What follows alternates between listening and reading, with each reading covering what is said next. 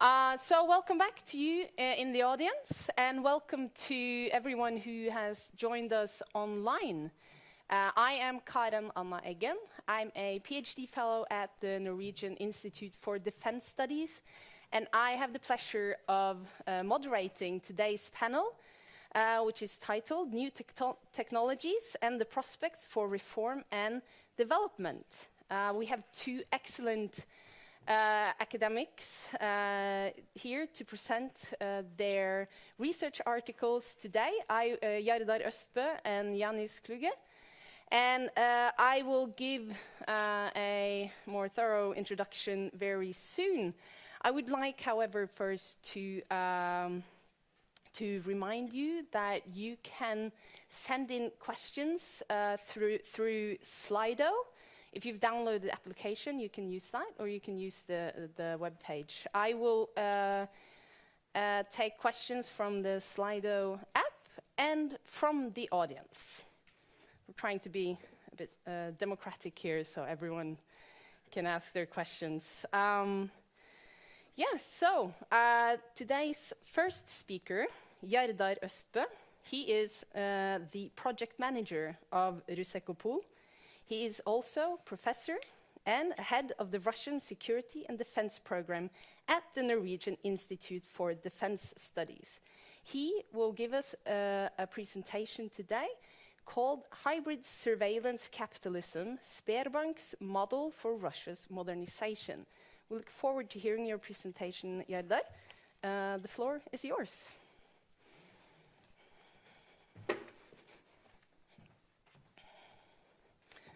Thank you, Karen Anna. Although I will be talking about technology, I won't be using any except for the audio help here. Now, there's much talk about the perpetual power struggle between the systemic liberals and the Siloviki in the Russian elite. But, however, what's largely been lost to many observers is more or less what can be identified as a third way that has emerged within the ranks of the systemic liberals, namely what I will call hybrid surveillance capitalism. Now, hybrid surveillance capitalism combines the ambition, technical abilities, and perspectives typical of global tech companies with a Russian technocratic worldview, drawing inspiration from contemporary behaviorism and its pre-revolutionary Russian precursors, as well as from Soviet positivism and tradition for all-encompassing planning stemming from the desire to have a perfect data-driven knowledge for optimized governance of the vast and unruly country. In this presentation, I will focus on one company, on Sber, which is a fast-developing and very influential tech company, formerly known as Sberbank. I'll use these names interchangeably. The name change was very recently, last year. I'll lay out Sber's unique position, its close relationship to the Russian state, and its ambition to be the model and driver of Russia's modernization. I'll demonstrate how Sber operates in some key areas where it both supports the state or other parts of the state while competing with it. And I will try to, in this way, to reconstruct the modernization model that Sber offers to, or perhaps even attempts to impose on Russia. While Russia is by no means isolated from international developments and the power of Western big technology companies, ambitious Russian tech companies are on the rise nationally. Previous research on the internet and social media in Russia has tended to see it as a battle between the so-called online revolutionaries and the digital dictators, to quote the title of a great book on the subject. These are all valuable studies, but I argue that we must transgress this democracy-authoritarianism dichotomy when it comes to new technologies. The way Sber seeks to change Russia in cooperation but also in competition with the state is a case in point betraying, I will argue, the contours of a future Russian hybrid version of surveillance capitalism.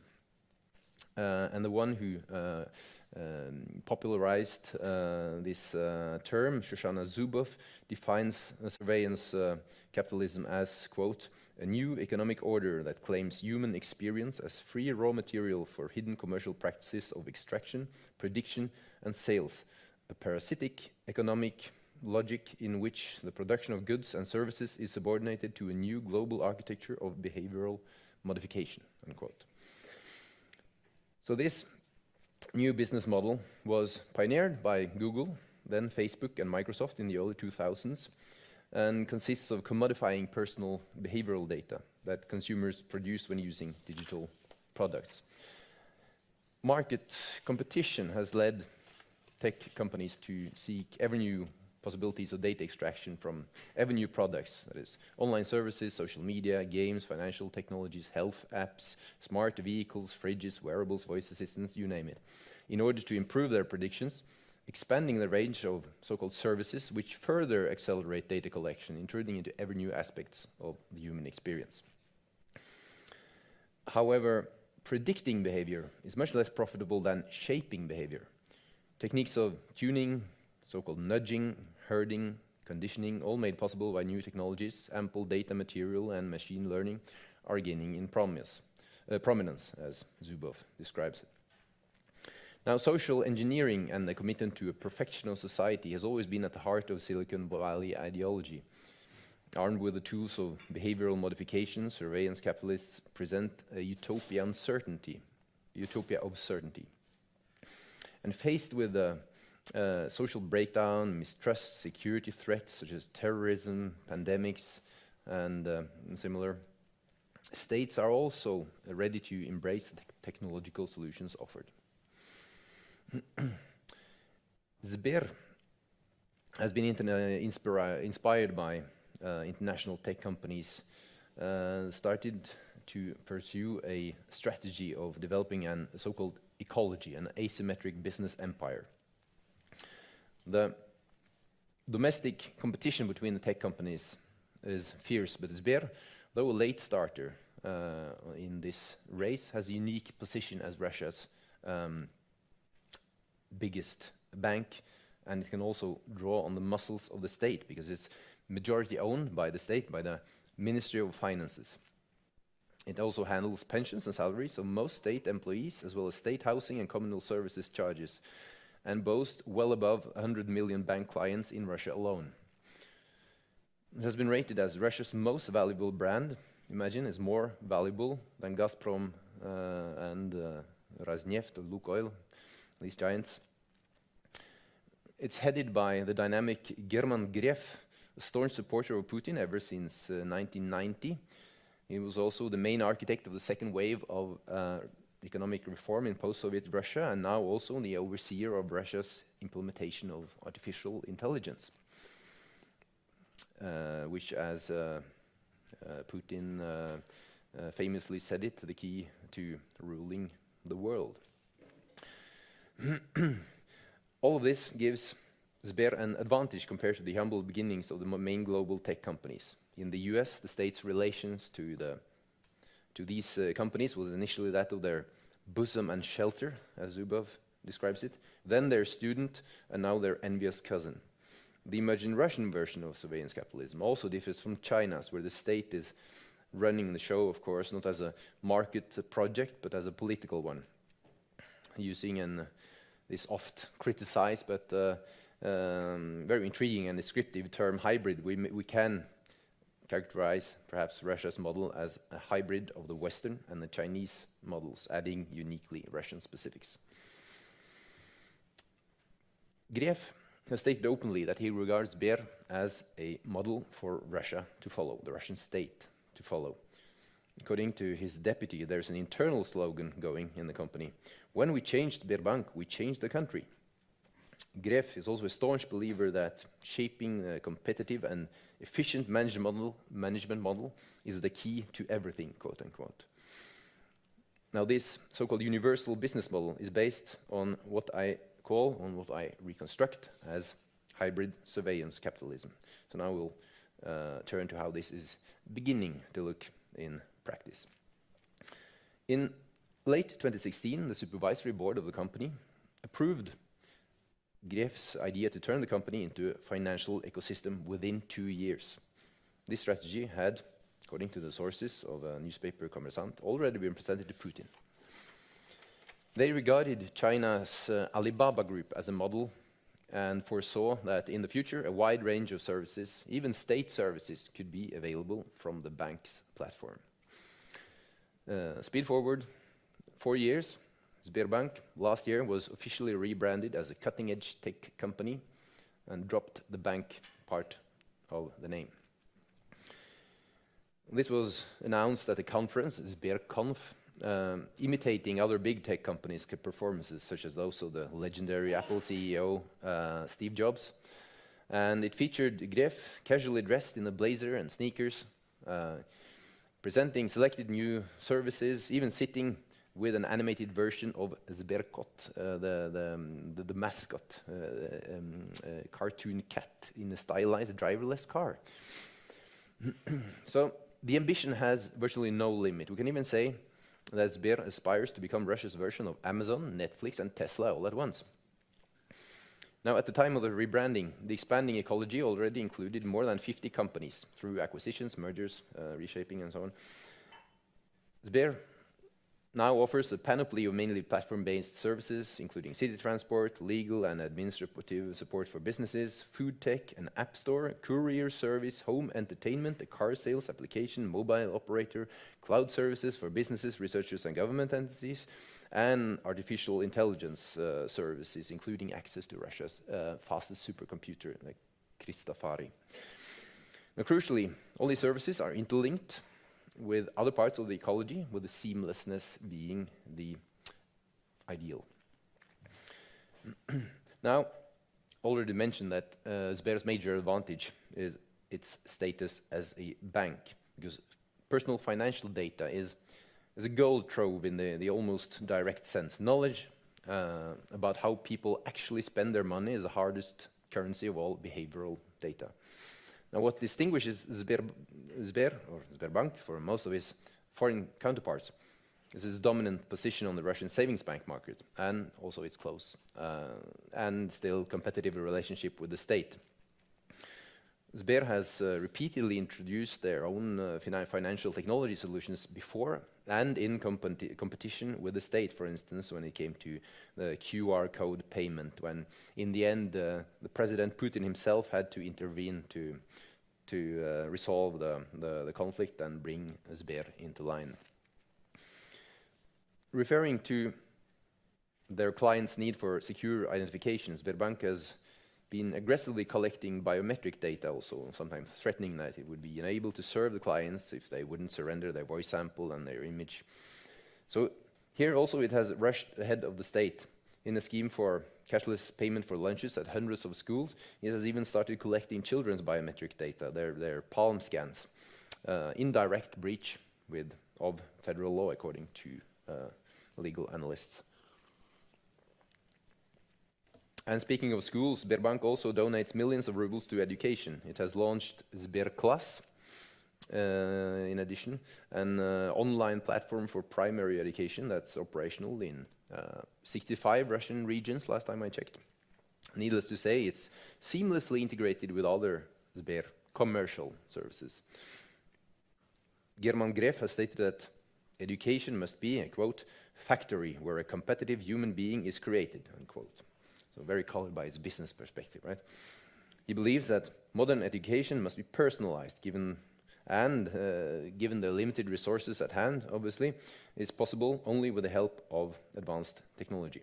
So this alluring slogan of personalization can best be regarded as a camouflage for aggressive extraction operations that mine the intimate depth of everyday life, according to Zubov. Now, data collection and analysis can also be used to calibrate the stimuli needed to nudge the child, not only to do his or her best, but also to refrain from asking any critical questions or challenging any authority.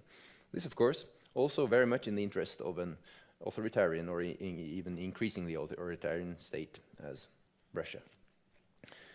Sberbank's behaviorist approach is also by no means limited to education. They have established their own laboratory for neuroscience and human behavior, as well as a dedicated gamification lab. Now, gamification, of course, the introduction of elements from computer games into other spheres, that is, small rewards, punishments, bonus points, and so on.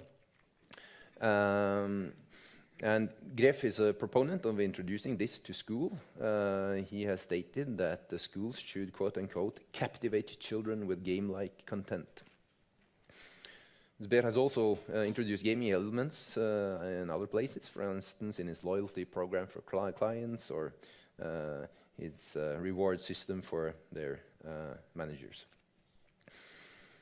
Gref has declared that the concept of so-called radical truth is to be embedded in the bank's or the company's corporate philosophy. So this sounds all well and good, right? Who can be against the truth? But this thinking rests on what Greenfield would call unreconstructed logical positivism, which is typical of the tech industry, the belief that in all situations, all dilemmas, or even they might even not be any dilemmas, because in all situations there is one optimal solution that can easily be reached if only one possesses all the data and the technology to analyze them. Sber has long been developing solutions for letting artificial intelligence make decisions previously left to professional discretion. Business ideas, loan applications, the search for qualified employees, Sber, AI, artificial intelligence systems always have the answer. Algorithmic decisions are in this thinking presented as unbiased. In fact, so unbiased and consequently inherently just that there is no reason to question the decisions or no option to appeal it or even explain. So this is the model according to which Gref wants Russia to be governed. It's a remedy he offers against what Vladimir Geman calls the country's endemic bad governance and what Lidnyova describes as the sistema, the informal governing practices. Now, Sber, the bank, is also into healthcare, personal health data, of course, virtual gold trove for commercial actors, including insurance, private healthcare, pharma. They have been rapidly expanding their e-health service into something resembling an Uber for medical services. They have, which also, of course, enables a lot of data collecting, right? The pandemic has created opportunities for the emerging ecology, aggressively promoting its technological solutions and expanding its access to health data while appearing as a benefactor to limit the spread of the pandemic. You have to use their, share your biometric data, you have to use telemedicine, you have to use their online symptom checkers where you can cuff into your phone and have it have your diagnosis as either COVID or non-COVID cough appearing. Of course, going hand in hand, these technologies with the smart city initiatives it's contributed to the development of a system for contactless measuring of body temperature, which Gref characterized as a safety tool equivalent to fire or theft alarms. This is a sort of a securitization of public health that legitimates increased surveillance. And as if that wasn't enough, Sber is also intruding into private homes. Last year it launched Salute, the world's first family of virtual assistants, the analog of Alexa, or with different characters, habits, and mindsets, integrated in a smart display or loudspeaker called Sber Portal, which features a wide-angle camera and sensitive microphone enabled with voice, gesture, and facial recognition. Designed not only for managing a smart home, this device is connected to Sber's other services and can be used to order takeaway food, make appointments with a doctor, a hairdresser, pay bills, make calls, even for a chat. And it can also be connected to Oslo, the state's portal for public services. So the users of Sber Portal pay 3,600 kroners for installing an advanced surveillance device into their homes. Now the Soviet dissidents were persecuted for tearing down the kitchen walls. They took their private discontent from the kitchen, where it was loud, into the public sphere, where it was forbidden. Now, Sber, to the tunes of rampant consumerism and using its technology and ideology of seamlessness and comfort, is doing the same thing. It's tearing down the kitchen walls, only from the outside, so to speak.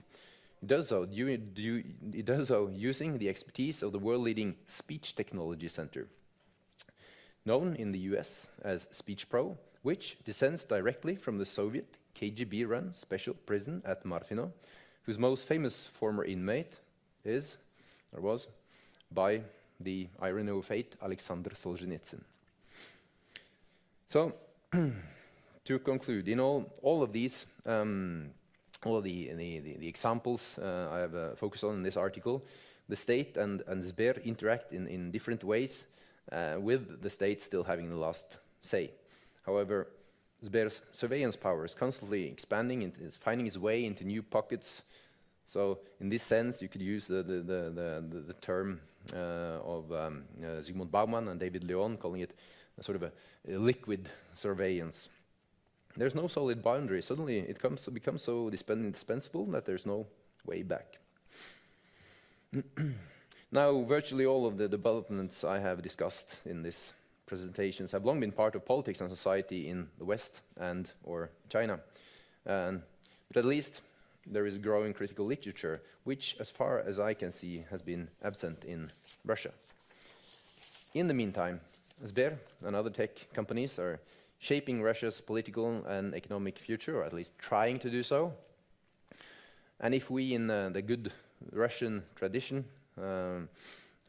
you could argue that in the Russian tradition, we could take these ideas to their extreme. It would be a future where the remnants of democracy or even politics are burnt at the altar of so-called objective facts and automated technocracy, where human behavior is governed by algorithmically tuned nudges, where decisions big and small are arrived at via the incomprehensible workings of algorithms, and where your bank, a state-owned, majority state-owned commercial corporation, knows everything about you, where there is no private sphere, and where education and even the human experience increasingly are reduced to a computer game.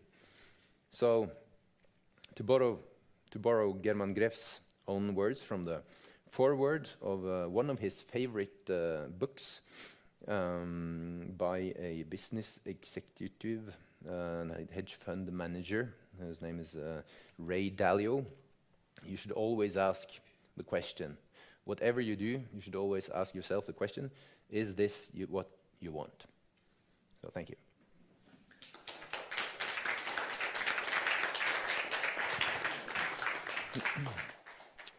Thank you so much, Jardar. I don't know if anyone of you are familiar with the Netflix series Black Mirror. If you don't have a Netflix account, you can read Jardar's paper. Just some thoughts I made when I read the paper. Next up, all the way from Germany, is Janis Kluge. He is a senior associate at the German Institute for International and Security Affairs in Berlin, where he consults among other things, the German government and the Bundestag in foreign policy matters.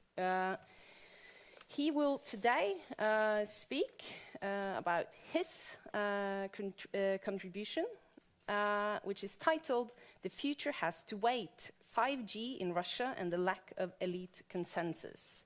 Janis, the floor is yours, and we look forward to hearing your presentation.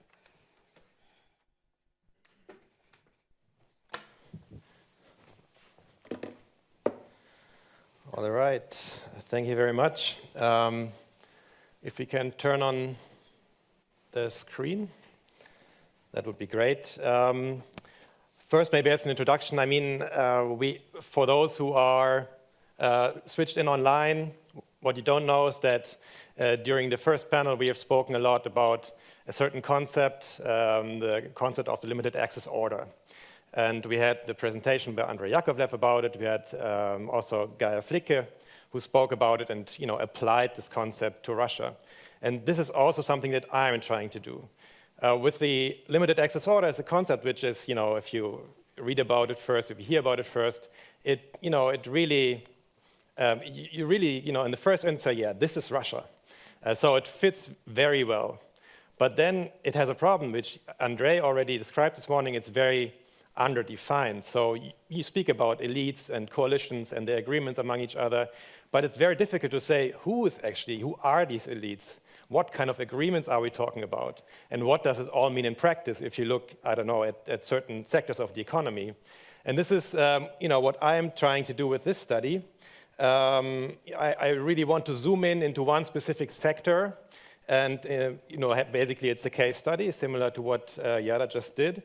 And because I believe that this sector sort of epitomizes many things about Russia's political economy, and that we can use it to understand what all these inner workings of the limited access order actually could mean in practice. I have to say sorry already that some parts of this presentation will be a little bit technical, which is just due to the specifics of the mobile communication sector, but I will try to break it down as much as possible.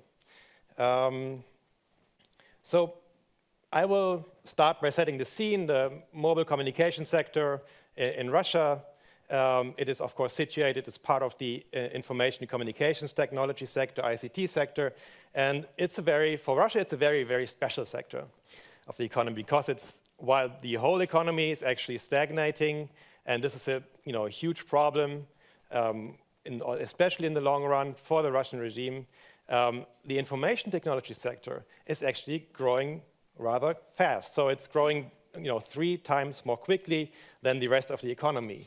The share of the information technology sector in Russia's economy is still rather small. It's comparable with agriculture, for example, but because of this faster growth, it's set to expand, and it's one of the sectors in Russia where you could actually see that there's a future, and there's something that Russia could bank on as a hydrocarbon exporter in the time of climate policies. So it should be a very strategic issue for Russia.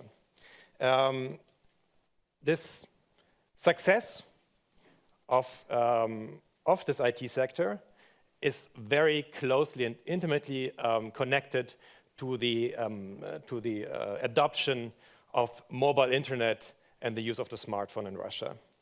As you probably know, the Russian society is extremely smartphone savvy. So if you look at, for example, the smartphone penetration rates, the number of smartphones per capita, it is actually among the highest in the OECD. And one consequence of this is, as you can see in this chart, that the data traffic in the mobile internet is basically doubling every 2 years. This is until 2020 when the pandemic started. Since then, it has already doubled again. So I'm sure part of this is also people watching YouTube videos by Ekaterina Schulman, but I hope she's not responsible for all of this, because this is it's a great success, but it's also turning into a curse, because in this year 2021, for the first time since speed of mobile internet has been measured in Russia, the speed has actually decreased. And this is due to congestion, data congestion. So the networks in Russia are not able to handle this quickly growing data volumes. So there would be a solution for this, which is quite straightforward and which is applied already in many other economies in the West, also in China, and that is the introduction of 5G. 5G has many different advantages over the currently used 4G. One of them being, using the radio spectrum more efficiently and allowing higher transfer speeds and also higher transfer volume. So this would be a solution. And given the strategic nature of the sector and what it could mean for Russia's future, if there was one well-meaning dictator on the top, this should be something that would be, the first priority for him, that Russia really gets 5G soon to expand on this this sort of comparative advantage that it has, and to diversify its economy. Now, as I said, this presentation will also be about the limited access order. And I will try to explain why introducing 5G in Russia is so difficult, although it's should be such a strategic importance, and explain this with the concept of the limited access order. For that, and I think this is especially useful for those who are just switching in online, I will recap just a few core features of this model and what it means for the perspective of reform and change in Russia. So the key really insight of the limited access order is that it's a social order which is not ruled by a single overpowering leader. You can sometimes get the impression that this is the case for Russia with Putin, but as we heard already this morning, this is actually not true. The power vertical is to a large degree an illusion, and in the limited access order, a country is ruled by an elite coalition. Different players, who each have a degree of power in their sort of realm, and who in turn for participating in this coalition enjoy certain privileges and in economic term, rents. So, what from the outside looks like corruption, what it probably is corruption, is actually in this limited access a stabilizing feature that incentivizes these elites to get together and to not fight each other. So this is the sort of core mechanism that creates a sort of stability in this order where there's no monopoly of violence. Of course, this only works as long as there is some sort of agreement. And we already also heard this morning about that there can be disagreement, there can be certain factions of elites rising, others declining. And what this leads to is that these coalitions are not able to adapt the rules of the game anymore. So the consequence can be economic stagnation, the available rents that hold this coalition together can decline, the interest to cooperate will also decrease, and eventually there's the risk of political instability. So we also heard about the deep crisis that might come at some point in Russia, and sort of this is a vicious cycle when these elite coalition is not able to renew the rules of the game anymore to keep the economy going forward. Now, I think this is, if you look at the mobile communication sector, it's quite interesting on the one hand because of the elites which are involved. I will just introduce them on the next slide shortly, but also because it's very, very challenging for this particular social order, because the mobile communication sector is evolving so quickly that every few years you basically have to change the rules. You especially have to change the rules about the distribution of the radio spectrum. Who gets to use which part of the radio spectrum for building networks, for doing other things with it. So you have to re-establish agreement for each of the introduction of the new standards for 3G, for 4G, and now for 5G again. And this is like a need for constant reform to keep up and to not fall behind. So,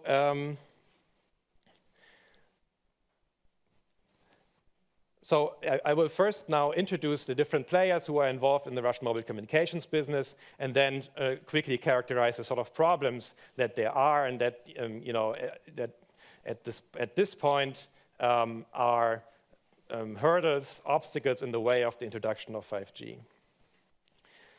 Now, many of these actors we already spoke about before, but we didn't put really names on them and didn't put faces, or in this case, institutions to it. In the Russian mobile communication sector, of course, important players are the mobile operators. So these are huge companies. There are three private companies: MTS, VEON or Wimpelcom, and Megaphone.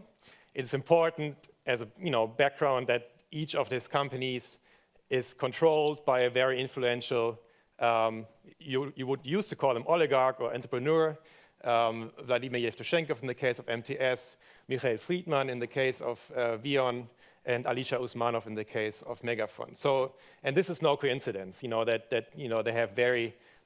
very well-connected people.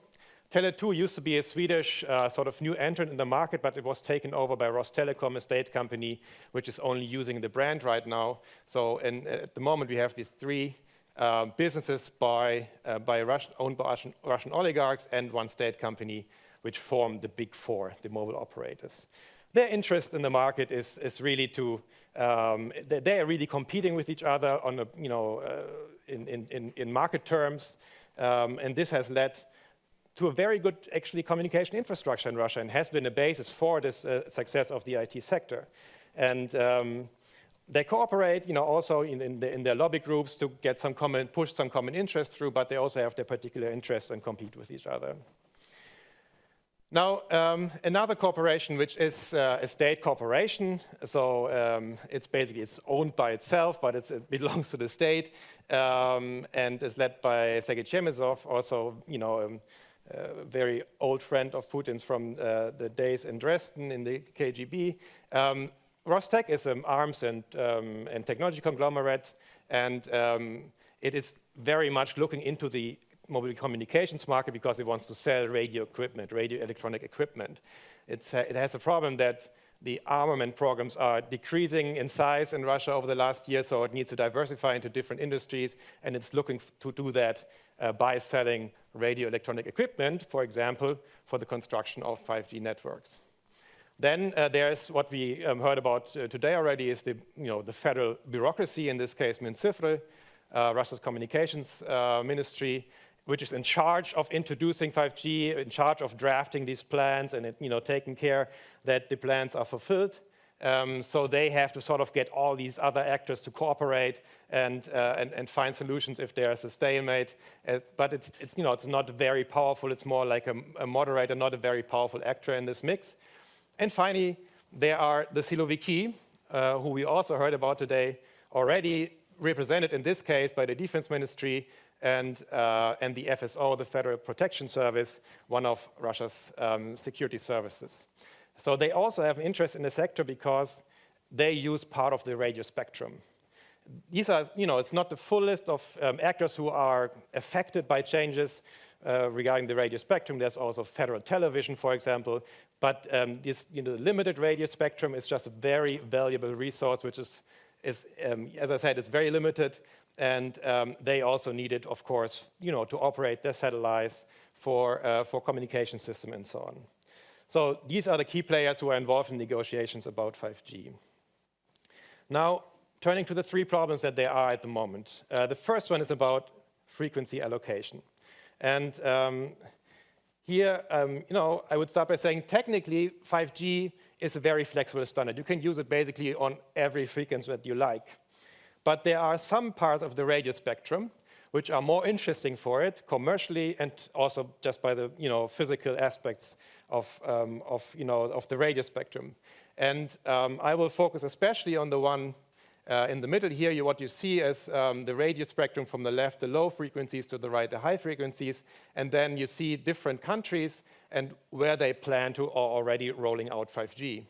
And you see that in the middle, between 3 gigahertz and 4 gigahertz, that there's basically a worldwide consensus that 5G should be on this frequency. I think we can, talk in a discussion about the physical aspects, why this is a very, very fitting part of the spectrum. But for Russia, what's very important is that because the whole world is focusing on these frequencies, there are economies of scale. There's a certain market evolving around these frequencies of smartphones that support it, of 5G infrastructure that support it. So it's basically becoming the standard. And it's the one sector where the mobile operators that I just introduced, are the most likely to turn a profit, because equipment is cheaper and it's just the adaptation would be just much faster. This is why they also call it the golden band. Band is also part of the spectrum. The problem is, of course, that simply for historical or random reasons, this band is occupied by the Siloviki. So the Ministry of Defense is operating satellites on this band. The Federal Protection Service is using it for secret communication system. So they are unwilling, to give it up for the use for 5G. Normally, it's very normal that, parts of the spectrum that everything is already used. What you normally do is you convert it to move these applications to different part of the spectrum, free it up, and then use it, for example, for 5G. But they're resisting because it's costly, they're technology risk, and they just probably don't understand why it should be necessary to do that. And they're suggesting that Russia uses this part of the spectrum for 5G. Now you can see that there are, in China and Japan, it is also, there are some, uses for it. Okay, 5 minutes, thank you. But as a background, it's not really actively used. It's used as a backup. It's not really, also for Japan and China, the main frequencies are in the 3.4 to 3.8 gigahertz sector. So for Russia to deploy equipment on this band is basically, it's very unconventional. And the operators say they cannot break even doing that. They would need more towers, higher density because of the higher frequency. They would need to be tailor-made. It would be more expensive, and some smartphones wouldn't work on it. So they're not really willing to go forward with this. And this problem at the moment is unresolved. The Siloviki are stonewalling and not willing to compromise on this. And there's also been no intervention by, for example, the president. We had similar problems in the past with 3G, for example. There was a strong conflict of interest, and then Medvedev intervened and said, Siloviki, move out of the way. We need 3G. It's crucial. But Putin is not doing this. This is the first problem. The second problem that there currently is the question of the right business model. So there could be this is an idea that the ministry, the top bureaucracy really likes. You could have a single all-Russian 5G network, which is managed and operated by the state, and then just let the operators use it. And this would give you a certain amount of control. This is why it's favored by the ministry. The private operators, of course, they don't like it because their physical infrastructure, which belongs to them, gives them some independence from the state. And this is crucial for them because they know over time, if you have a common operator, it will, the Russian state and state companies have the tendency to always try to add to what they are responsible for. And sooner or later, there would not be any really private mobile operators anymore in Russia. So they resist this.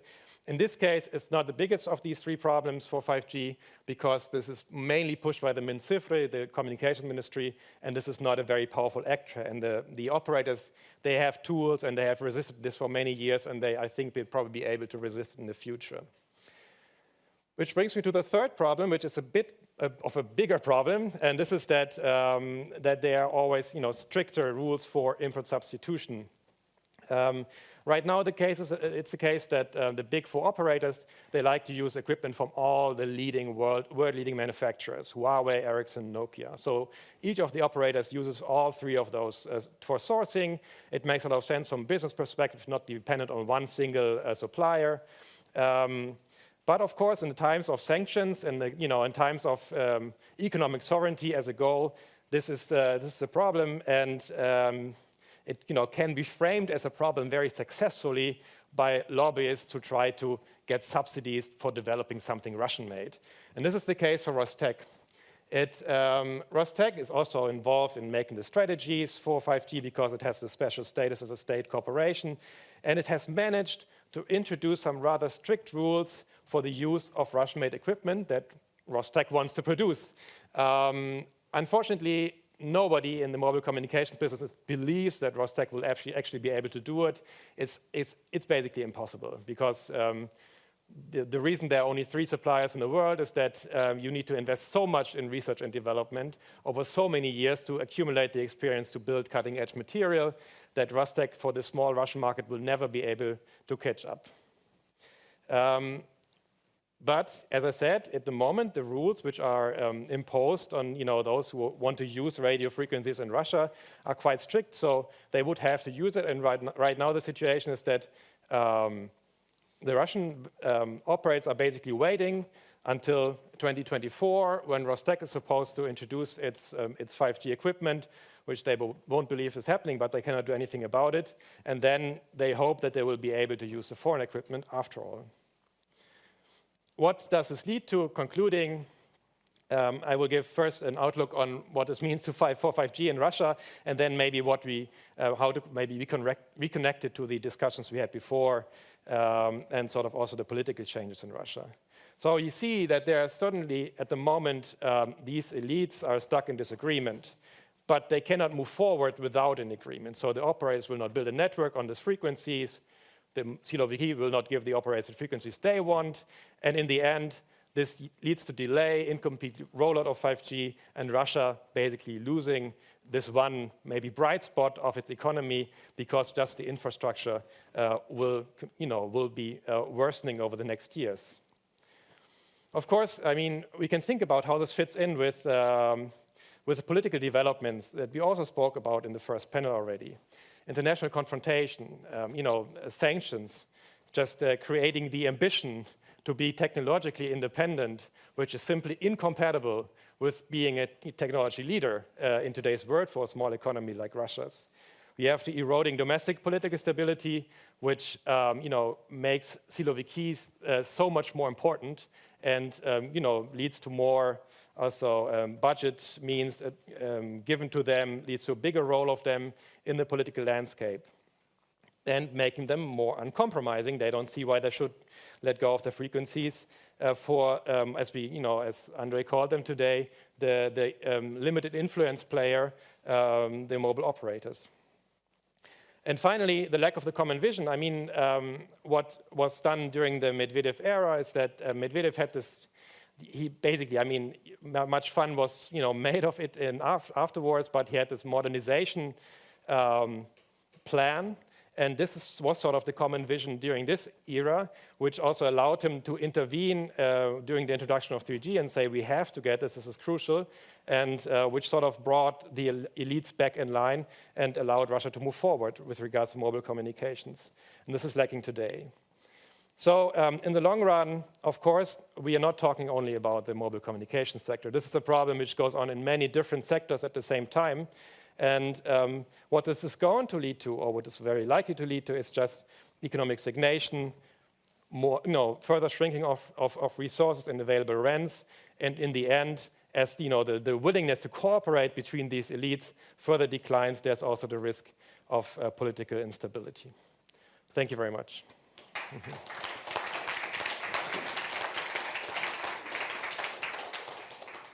Great. Thank you, Janis, for another excellent presentation. Okay, so we have 14 minutes for questions. I don't know if anyone's been able to use the Slido app. Might be my application is a bit slow, but I will, as mentioned, also open up questions from the audience who are present here today as well. So I will start with one question that was sent in online just to kick us off, and it also happened to be a question to the both of you. And it reads, when discussing these new technologies, what are their potential prospects for the Russian civil society? Whether the civil society representatives can use them and should use them effectively in their activities aimed towards a more democratic, more open Russia. I think we can begin with Jardar, and then Janis, you can comment after that. Please. Yeah, thank you. Excellent question. That's a big question that has been addressed in numerous research pieces of research, books and articles, including a couple of my own. And also, of course, it depends a lot how you look at it. Especially in the beginning of the protest wave in 2011, 2012, it was quite obvious that social media, new technologies, smartphones, social media, messengers, forums, different sites were providing an excellent tool for the opposition or the civil society organizations to organize and to mobilize. But very quickly the regime understood that they have to. You can't only master the newspapers and the old media, the newspapers, the television. You also have to have an online presence. You have to use new technologies to prevent communication among the protesters, among civil society, and also to spread your own slogans and your own visions in both, and also to smear quite literally the opposition. So it's very hard to answer, to give one answer to that question, but it has become increasingly obvious that these new technologies are not liberation technologies, as some early optimists would call them, but they come with their own dynamics, their own possibilities for both sides, and it has become increasingly clear that the state is willing to use these tools to achieve their aims, namely control the civil society, right? Control the population, stay in power. That's a very general answer to the question. That's a good answer. Janis, do you have a comment as well? I think I broadly agree. I mean, the question, should the civil society use it? Yes, it should, of course, use it. I mean, because it's one of the only remaining, let's say, pockets of relatively free and uncensored political debate in Russia. I mean, in certain forums on the internet. This is a fast-moving space. With new platforms and new modes of communication popping up every 1 or 2 years. And the Russian state is basically playing catch up here all the time. So I believe that there will also always be a little advantage by those who are looking for a space where they can have an uncensored and uncontrolled discourse. I think that it's possible, but I agree with Jardar that's getting more difficult. So the main mechanism how I think that the Russian state is trying to control the digital sphere is by creating. First, of course, we have many much stricter laws on surveillance. Think about the Jardar laws and others, which require also related to the study that I just presented, require the mobile operators to keep track of all the calls and all the messages which are exchanged, and it's going even deeper with sort of monitoring data traffic as well. But I think the even more important part is the creating examples of putting someone in prison for a tweet or putting someone in prison for a Facebook post, because this creates a sort of a situation of uncertainty, and it leads to self-censorship, which is much more powerful, and it's a way how Russia's government or Russia's state can achieve control over the internet without actually controlling it, because the people will control themselves. So I think this is the most. It's maybe not even about these surveillance laws. I mean, it's important that they exist for the Russian state, but creating these threatening and harsh examples is, I think, the most effective way of limiting open discourse on the internet or in whatever platform is used. Yeah, thank you, Janis. But just a quick follow-up on that. I spoke to Leonid Volkov, the chief of staff of Alexei Navalny, and he was very positive regarding to new technologies and how you can use the internet, at least for his campaign. So just an interesting remark. Do we have some questions from the audience? Yeah. Well, Gro Holm first in the back. We'll get a microphone. And then Jakob afterwards. I'm Gro Holm from Norwegian Broadcasting. Thank you for very interesting presentations. I just want to follow up on what you were talking about, because we have next week is the week of the Nobel Peace Prize, and one Russian editor is one of those recipients. Well, I wanted to ask, to what extent has the state penetrated encrypted sites like Telegram? To what extent have they managed to do it? And are they punishing people? Are they For instance, discovering things on Telegram that is used in defining people as foreign agents or demanding that they register as foreign agents. I just want to get a little bit more down to the nitty-gritties. How is this really? What is the situation today now, and how easy is it to find pockets of where freedom still persists, so to speak, freedom of speech? So, because we're running out of time, we'll take a very short question from Jakob, and then you'll have time, a few minutes each, to reply to both questions. Thank you, Jakub Godzimierski from the Norwegian Institute of International Affairs. I have a question to both Jardar and Janis. It's about where do you place the ICT sector on the Russian kind of strategic map of various industries and branches of economy that are important from the Russian point of view in both economic terms and in security terms.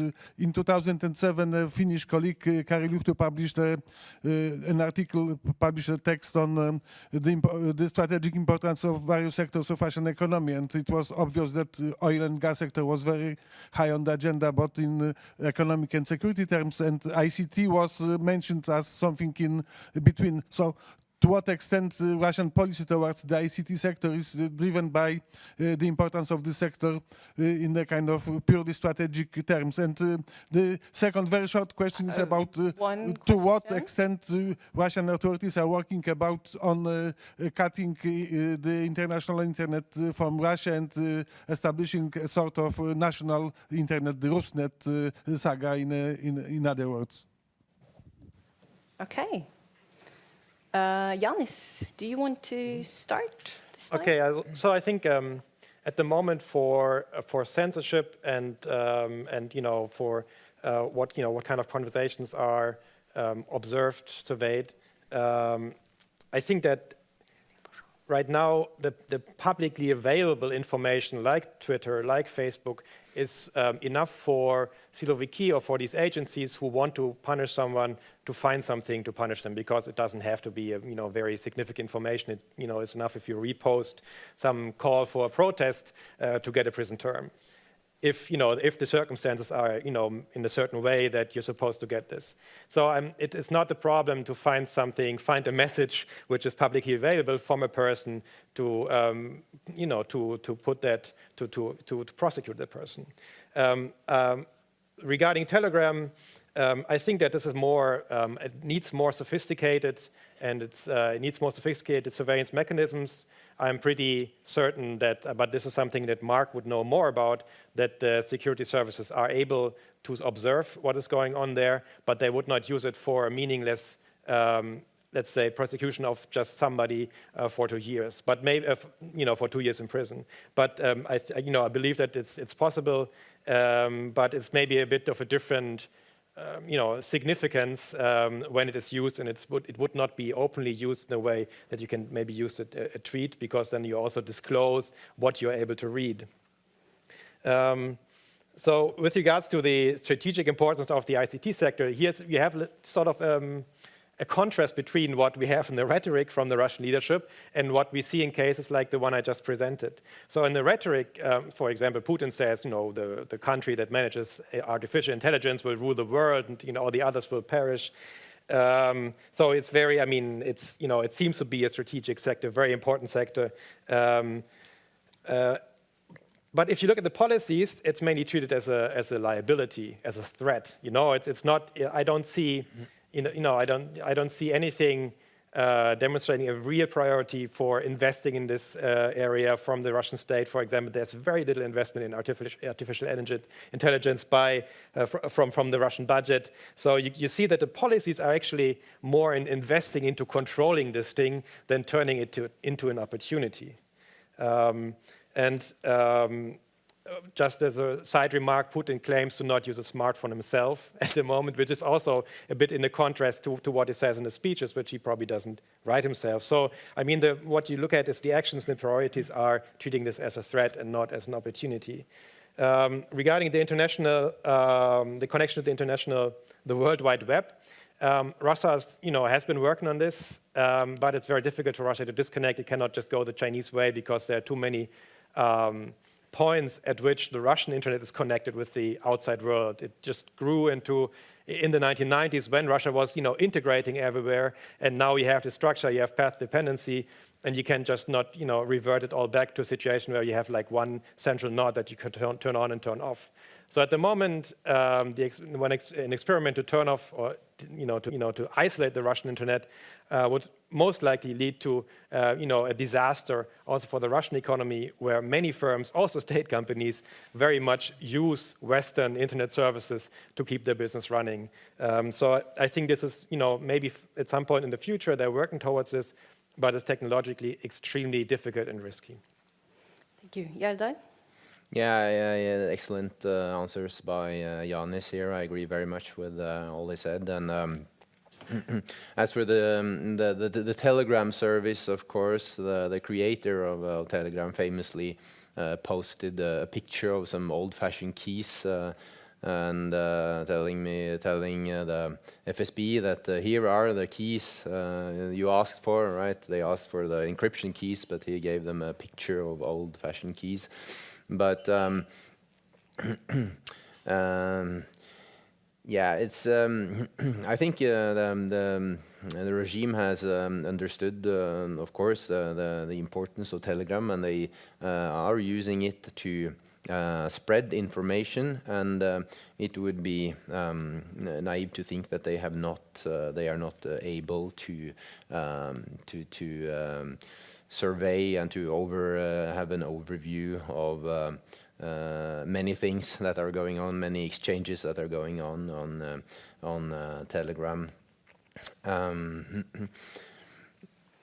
As for the foreign agents, the obvious person to ask would be Geir, of course. I don't have anything more to add on that. But about this strategic element of the ICT sector, it's very interesting that, of course, the Siloviki, they say that this is important, and but they don't. Many of them are quite old. They don't really understand perhaps how it works. I think it was one of the main Siloviki who was pictured using a magnifying glass on his computer screen in order to look at the picture. And this is, of course, ridiculed. But then again, there's also this that they leave this to technocrats, to younger ones, to people like, or slightly younger ones, to like German Gref or Sobyanin or Prime Minister Mishustin, who are very infatuated with these new technologies and the potential they offer for governing and for reaching the optimized decisions. And there's this Sobyanin, the mayor of Moscow, is quoted as saying constantly, like, "What do the data say? What do the data say?" The lacking knowledge among the Siloviki is also not only a thing to calm us down, but they are leaving it to other actors that can also be very ruthless in a way. Okay, so unfortunately we ran out of time, and I promised to make sure that you get some coffee and some fruit before we continue to the next, also highly interesting and topical panel. But let us give a big round of applause to Jardar and Janis.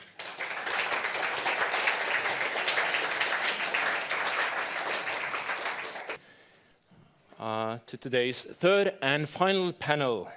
My name is Håvard Bækken.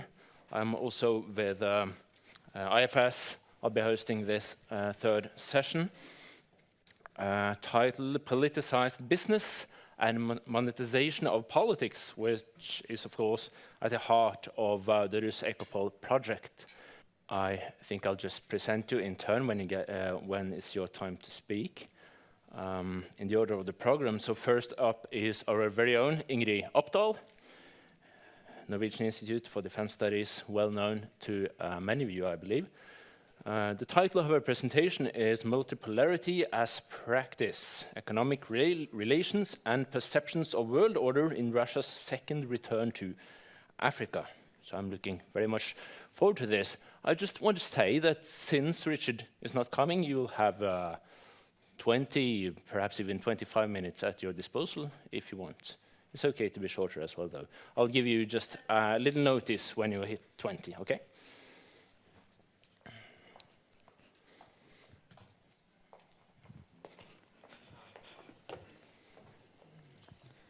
Thank you.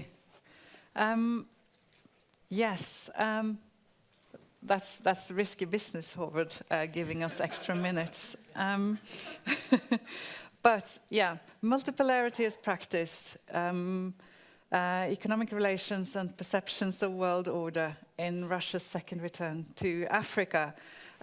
Just a disclaimer at the beginning, this is work in progress, which means that the conclusions are tentative. The observations are observations so far. But I think you'll agree with me that this is a really interesting topic. Now, why? And why is it relevant? Well, to understand Russian foreign policy, obviously, it's necessary to study the full range of relations and directions. And it's interesting specifically for the way in which Russia's re-engagement with African states, especially the economic side of ties, shows how efforts to systematize relations and drive them on the side of the state coexist with elements of private and intendedly non-state-driven engagement. Now, the more rogue elements that such engagement may include has been studied within the Rus Ecopol project, an article by Jardar, which you didn't present today, but which has been published earlier, and that is an important part of the context here. There is also an immediate interest in the topic because there is a second Russia-Africa summit planned for 2022 for next year. So I'll talk a bit later on the first. But why is this the second return? Well, there was the first one. After a hiatus, a lull in relations in the 1990s, while Africa, of course, had been an important direction in Soviet foreign policy during the Cold War. So very little happened in the 1990s. And then during Medvedev's presidency, there was much talk about returning to Africa.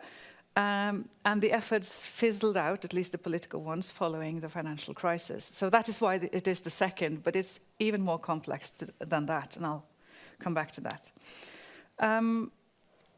Yeah, there is another disclaimer, which is there is a need in all such things, not just here, to distinguish between, on the one hand, Russian efforts to present a re-engagement as more than a sum of its part, as even to hype it, to overplay its importance. And on the other side, what is actually going on the ground, and in terms of Russian foreign policy, where there has been often a gap between the content of relations and the status seeking that accompanies those relations. So this is a many-layered pie to unpick, and I'm not sure I'll get there today. But so the rest of the presentation goes as follows. I'll talk first about how Russia's vulnerability after Crimea in 2014 and international sanctions became the background to multipolarity as a practical concept for re-engaging with Africa. And second, what I mean by that, multipolarity as practice. And third, what is the practice then in Russia's re-engagement with African countries, specifically the economic side? Well, to begin, Russia's perceived and very real, but above all, a perception of vulnerability and understanding that in Russia of a vulnerability after Crimea. Of course, one part of the background is found in the international reactions to Russia's annexation of Crimea, intervention in Donbass, that is the economic sanctions. They changed Russia's possibilities of accessing, above all, international finance and targeted relations with parts of the global economy. As you know, this was followed by a reorientation towards China, a subsequent realization that China, and Chinese banks in particular, could not replace the services of international financial markets to Russia, not fully, not for real. So there was a need to reach out more broadly, and this did happen. And the African engagement is not the most central or most visible part of this, but that there is a link there. This is one source of it. It is about reaching out and developing a global position.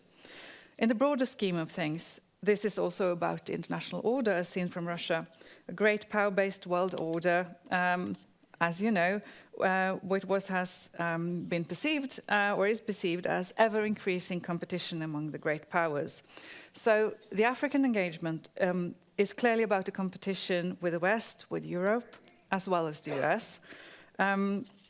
Africa is just part of the picture here. Russia is a latecomer to this global competition, and in particular in Africa. But there is, of course, more to it than that, because there is a perceived need also of mitigating vulnerabilities stemming from the relationship with China, where Russia was and is becoming more reliant on China, turning into a junior partner. So there is a need for Russia to reach out without China and develop other ties, and offering, in particular in Africa, something very different from what China offers. Now, with a strategic perspective, there were other sources of the renewed engagement, because it complements the engagement in the Middle East and Syria. Perhaps not as directly and strategically as one might think, but it's a way of stepping a bit further, bolstering up. And that pertains specifically to the engagement in Libya, which I'm not going into detail on. But it was not just about developing or creating engagement, but also broadening the ties that were there already from a previous established business diplomacy model, whereby Russia's major companies, many of them in the resource industries, were the backbone of relations with African states. So to this was added new military technical cooperation agreements, increased diplomatic activity, including high-level visits from 2015. Now, before I go into a bit more detail there, what is multipolarity practice and why multipolarity here? Multipolarity is the main and dominant overarching concept of Russian views on the world order today. What does it mean?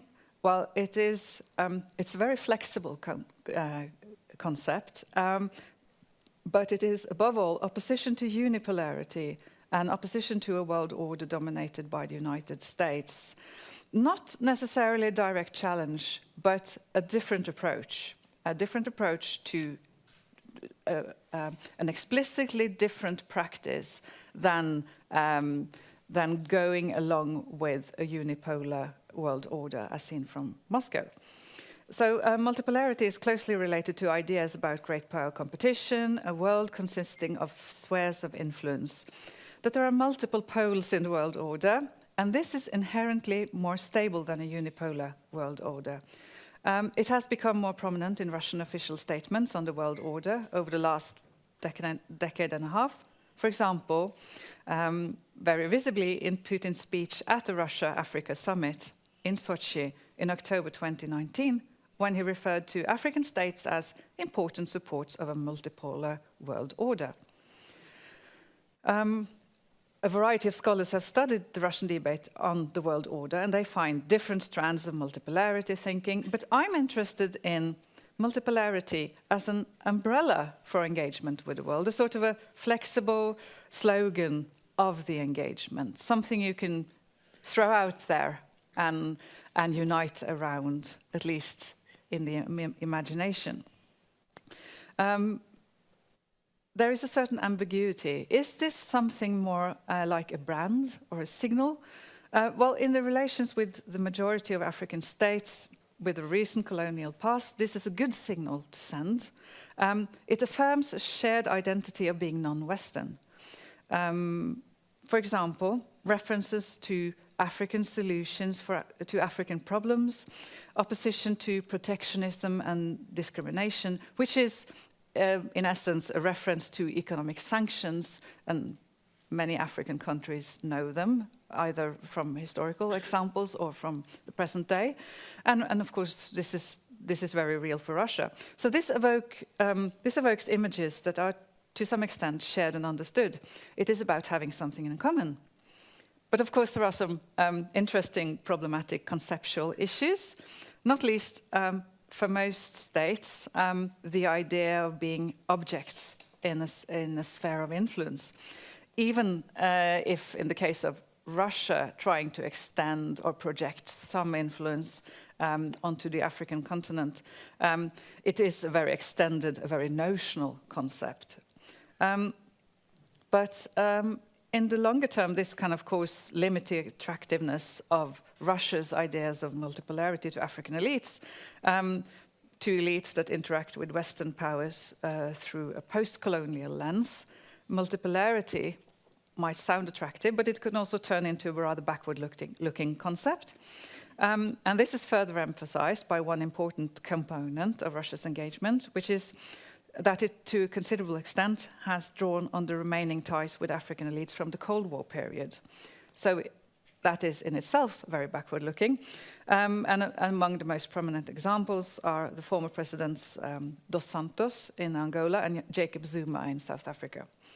But in everyday relations between Russia and African countries, multipolarity may matter more to Russian actors as senders of multipolarity signals than to the counterparties who can engage flexibly with such concepts to the extent that this is opportune. And finally, it's interesting to note that multipolarity as a concept of practice is very multifaceted. It includes other sources of explicitly non-Western attractiveness in Russia. But what is the practice then? Just to recap quickly, quite a bit of business engagement and diplomacy was there already, some with continuity, some from the early 2000s. And as mentioned, this was mainly in the energy and resource industries. So gas and oil, uranium and nuclear energy, gold and diamonds, minerals and mining. Many cases, a history of relations from the Cold War period, some with direct continuity. More often, there was a pattern of re-establishing a Russian presence, reinvesting or acquiring somewhat new business interest, perhaps based on previous knowledge, previous relations in the 2000s. Now, this was in the same period as the high commodity prices in global markets brought investment to commodity-based industries. So, just as a matter of course, this was about Russian companies expanding their businesses internationally, using the opportunities that there were. This, of course, was the basis for Russia's first return to Africa as a state with a certain limited interest in pursuing relations with a wider variety of African states during Medvedev's presidency. In addition, there was a limited volume of trade, very limited at that point. Much of it Russian export to a few countries on the continent, mainly in North Africa, most prominently, very importantly, grain export to Egypt, but not only to Egypt, and arms trade with countries such as Algeria in particular, but not just. These business relations, business-based diplomacy did not really disappear in the first half of the 2010s when Russian top-level interest was directed elsewhere. However, after 2014, we can discern two distinct periods in Russia's second return. 2018 was the turning point. And this is where it gets really interesting. Before 2018, there was a broadening of business-based diplomacies to promote state companies more prominently, and particularly Rosatom, which Richard, of course, would have discussed if he had been here, and also relying on personal ties to long-serving, non-democratic or less democratic African leaders. And this was complemented by an offensive of a broad engagement with African states within the United Nations especially. Now, of course, that didn't start from scratch, but it was intensified. There were new military technical cooperation agreements, security and anti-terrorism cooperation, political consultancy, particularly to the weaker regimes, weaker authoritarian regimes, and information cooperation. So this aimed, the latter especially, at equipping non-democratic African regimes for survival under a slogan of stability. So explicitly about doing something different and directed towards meeting the upheaval and threats to authoritarian regimes associated with the West. So in some ways working to prevent replicas of the Arab Spring. And stability was the task of various initiatives, above all spearheaded by Yevgeny Prigozhin, including both through Internet Research Agency and private military companies such as Wagner Group. Additionally, no less importantly, some economic relations can be included here, especially engaging in economic relations in African countries, investment and trade, without too many questions asked, without a direct threat of sanctions, sometimes just capitalizing on, apparently, on corruption. So why did 2018 turn into something of a turning point? Well, it was a year of setbacks for Russia's return to Africa. And a very central case there is in relation to South Africa, because during Jacob Zuma's presidency in South Africa from 2009, Russia pursued high-level contact with him personally, elites close to him, to try and obtain a nuclear energy deal for Rosatom. Not necessarily a very profitable one for the big Russian, very competitive nuclear energy company, but a prestigious contract for Rosatom, very costly one for South Africa, which would have expanded its reliance on nuclear power for many decades, and specifically on Rosatom.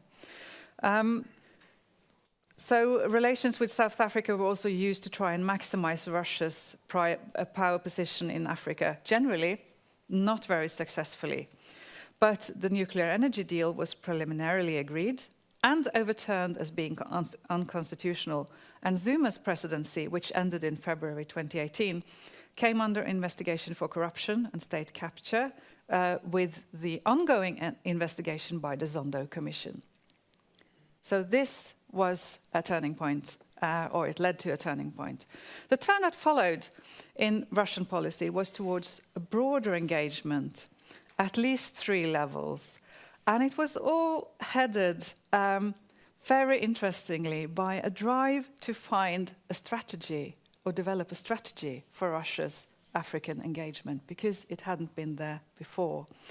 With all this effort, there hadn't been much of a strategy. Now, the policy turn first aimed to develop Russia's relations, at least in a formal, sometimes very superficial sense, with a broader set of countries. This was an explicitly stated task on the Russian agenda, to establish a full range of bilateral mechanisms with as many states as possible. On the economic side of relations, this included the aim to develop non-resource, non-energy exports to Africa, manufactured goods, agricultural produce and food, which Russia is developing, and where there is a potential of expanding existing niches, just using a competitive edge for Russia, as a somewhat, or rather very interestingly, a rather competitive exporter. So, you know, when it comes to machinery and industrial goods, there is, to a considerable extent, mid-range, solid, not always technologically advanced goods, but they're very saleable. Secondly, there was a drive towards establishing a broader set of mechanisms to manage relations on the Russian side in Russian foreign policy formation, not just with individual countries, but multilaterally as well. And on the back of this, there appeared more coordinating bodies and platforms for business and other engagement. And third, this involved a broader set of Russian elites. It bears some resemblance to a certain free-for-all, you know, go into Africa. But that is a tentative conclusion so far. So one of the new multilateral platforms was the Russia-Africa Summit, not unlike the summits and forums that have become integral to China's Africa policy. So for this specific platform, China appeared the model. The first Russia-Africa Summit was then held in Sochi in October 2019. There is a new one planned for next year, probably on the African continent. The first one was co-hosted very prominently by Presidents Putin and al-Sisi of Egypt in his role as African Union chairperson. There was attendance from the overwhelming majority of African heads of state and government. There was an economic forum, much fanfare. But even with signed economic and trade agreements to the value of $10 billion US, there was the issue of what this would deliver. Sounds substantial, but it's very unclear how many of the agreements that will be implemented and turn into real results. And some of the agreements counted are more like memoranda of understanding. So the actual content remains to be shown. And then in 2019, both before, but very importantly, very much after the summit in October, there was the initiation of new tools of engagement. Involvement by the Russian Export Center, which is an established state body for facilitation and promotion of Russian non-commodity exports. So very sensibly, export support, facilitation on the Russian side.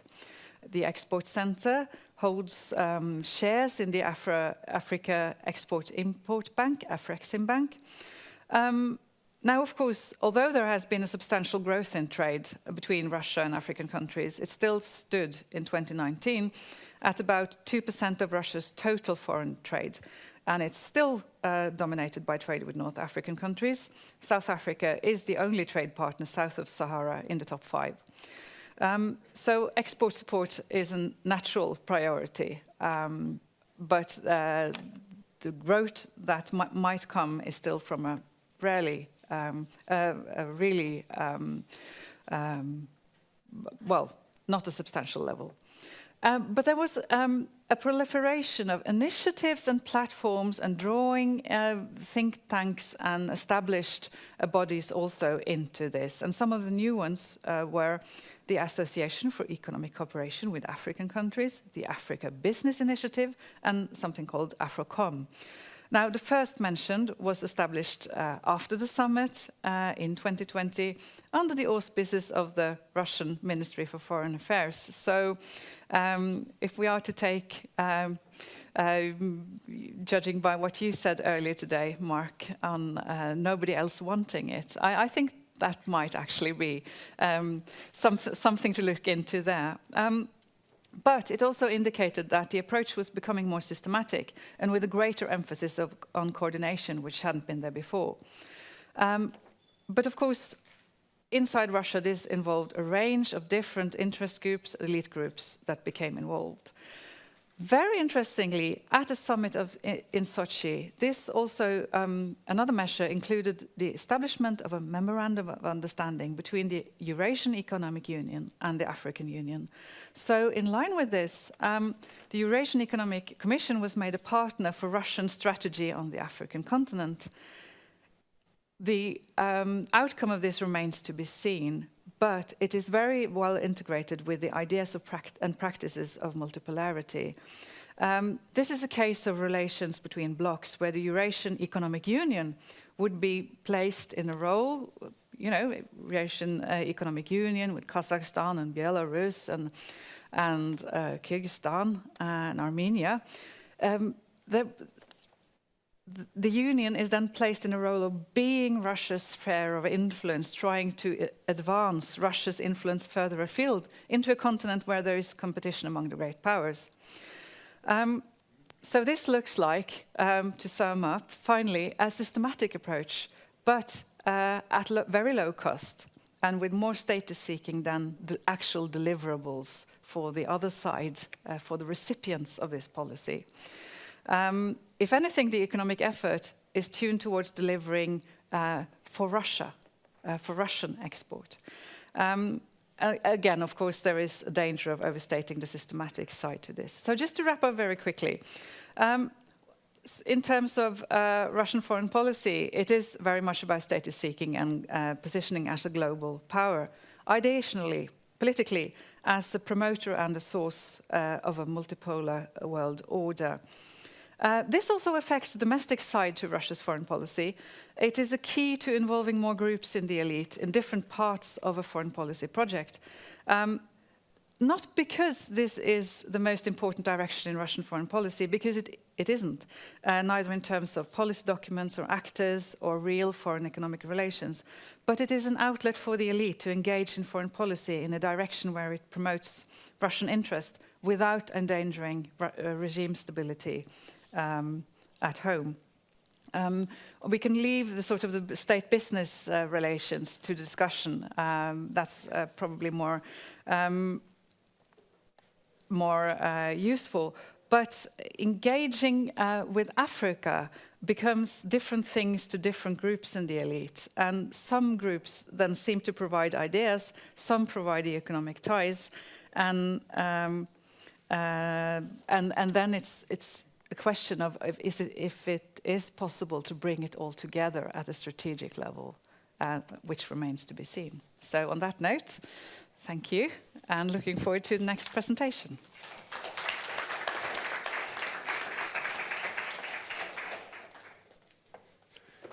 Yes, risky business indeed. But don't worry, you made a good use of your time. So what is there for me to say? You already know the name of the next presentation, and you've already, I think, had Mark Galeotti presented before I got here today. So Mark Galeotti will make a comeback for us, and you already know him, so please, Mark. Yes, me again, I'm afraid.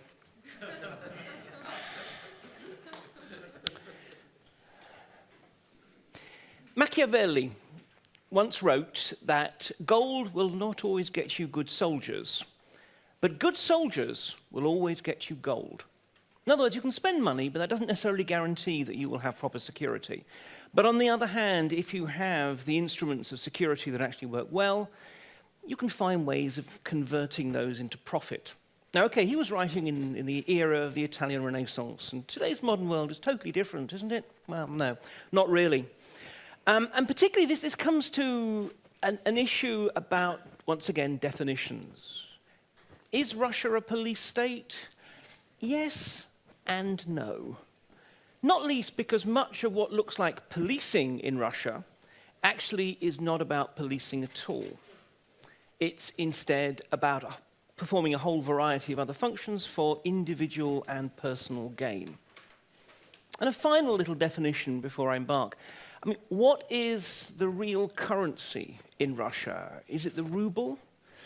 Not really. More often than not, it's actually political power, of which, of course, access to the president is only one, but the most valuable. And to kind of explore these and actually see how it kind of links in with particularly the role of institutions, what I did for one of my projects within the context of this overall one is to look specifically at a relatively new institution within the Russian security apparatus, which is the National Guard, Rosgvardia. and to explore it not so much in its obvious and sort of headline role as an instrument of coercion, which it essentially is, but to look at the ways it operated in other spheres, economically, but also in politics and even in culture.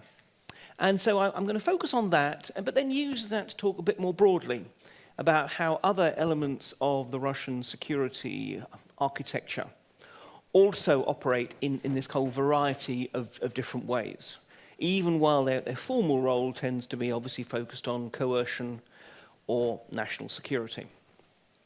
So really to start, I better mention a bit about what is the National Guard. The idea of creating a specific National Guard within Russia, which is nothing to do with, for example, the American National Guard or similar, has quite a pedigree. It goes back to the mid-90s, and it bubbles up every now and then. It's the idea that Russia needs a specific and dedicated internal security force, a public security force. And eventually it was created in 2016, and it was created by actually taking a whole variety of existing forces and assets, essentially out of the Interior Ministry, the MVD, and moving them into this brand new agency. So it didn't create anything new in terms of capacity. It was the existing interior troops of the MVD, a kind of militarized security force. It was taking the existing AMON, the rather infamous riot police, and Sber, who are the sort of, in a way, the kind of police SWAT teams, sort of special weapons and rapid response forces. But again, it was taking all of them out of just one subordination and putting them under another. Why? Well, the answer was that it's fairly obvious in the choice of who was going to become the head of this brand new institution. A man by the name of Viktor Zolotov, who I still rejoice in the fact that in one of my interviews, someone described him as Putin's Doberman, now trying to walk on two legs. And a little bit unfair to Dobermans, I do have a tendency to feel.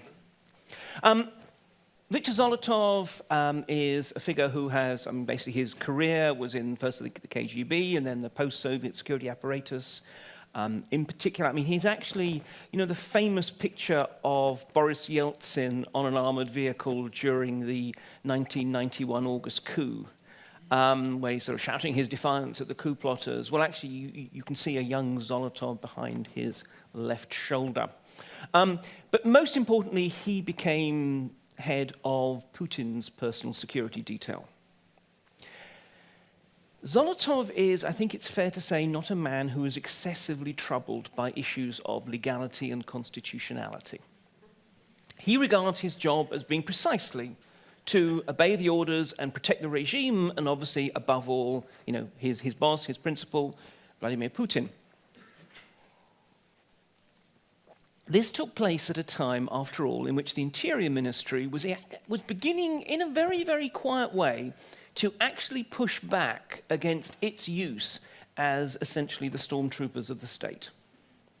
It's quite interesting what's happened. There has been a sort of a slow and quiet shift within Interior Ministry politics, and particularly that happened after the replacement of ex-KGB and FSB chief with a career cop as the Interior Minister. Interior Minister Kolokoltsev, who frankly does not have particularly sort of a large amount of political clout within the Kremlin. But the point is, he is a career cop, he understands that.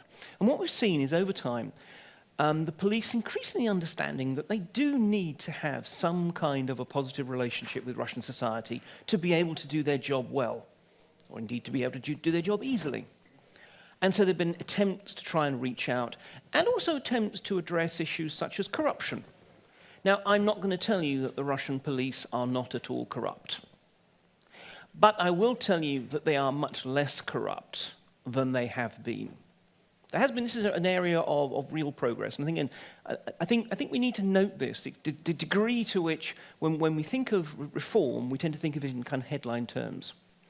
We should always bear in mind that there's a lot of institutional reform on a small and totally pragmatic and professional level that takes place. People who just want to do their jobs and want to do them sort of relatively efficiently. So anyway, the Interior Ministry was finding that there was a real tension between their attempts to improve their relationship with society and be seen as protectors rather than enforcers.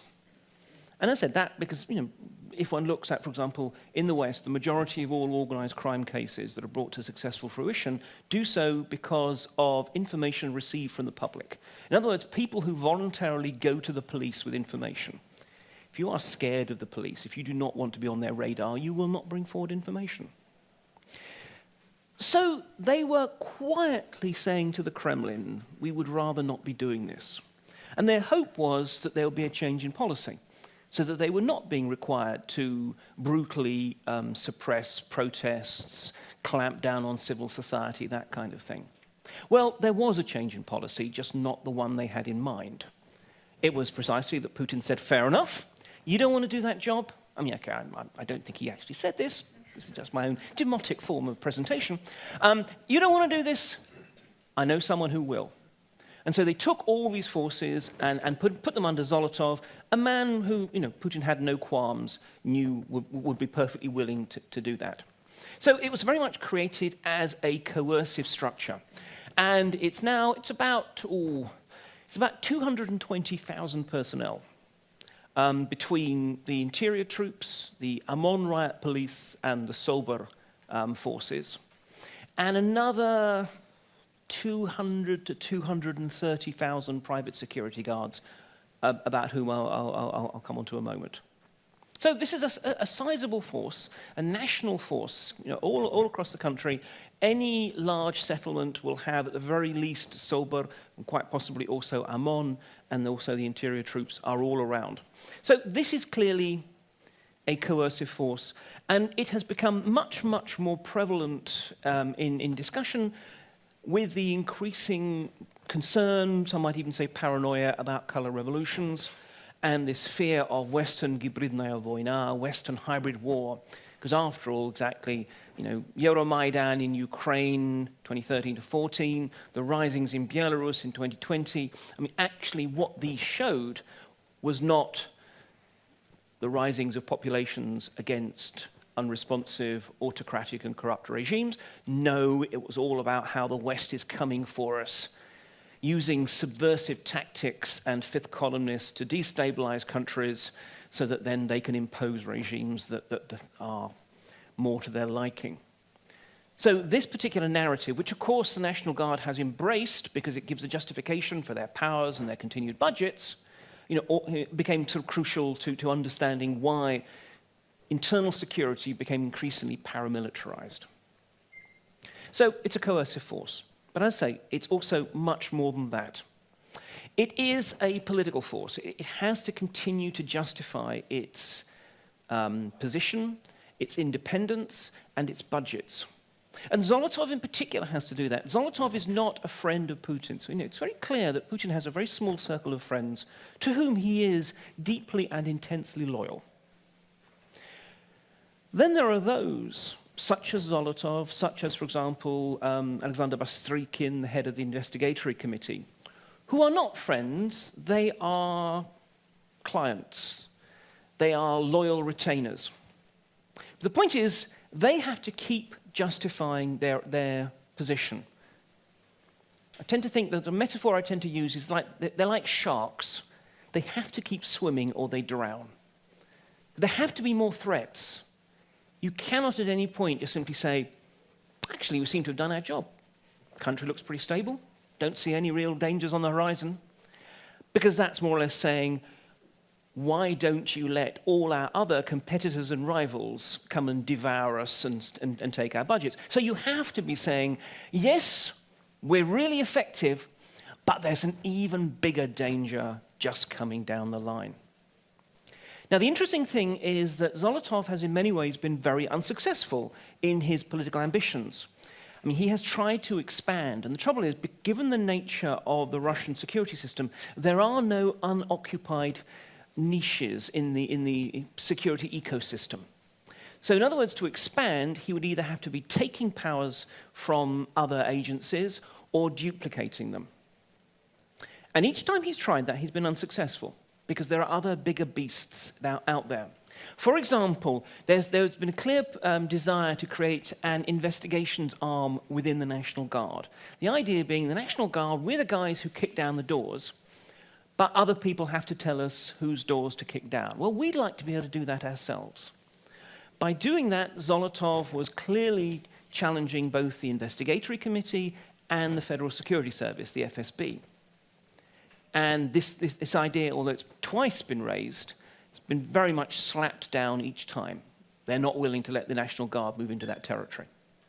So when instead for a while, particularly associated with the rise of Alexei Navalny's movement, the concern became about exactly social media and the information space. So once again, the National Guard said, well, we want to get in there because we need to be able to monitor the information space, because social media, monitoring social media is what will tell us, what will allow us to predict when the next protest will be, when the next riot will be, how many people they are, what routes they'll be taking, because they're using social media to coordinate.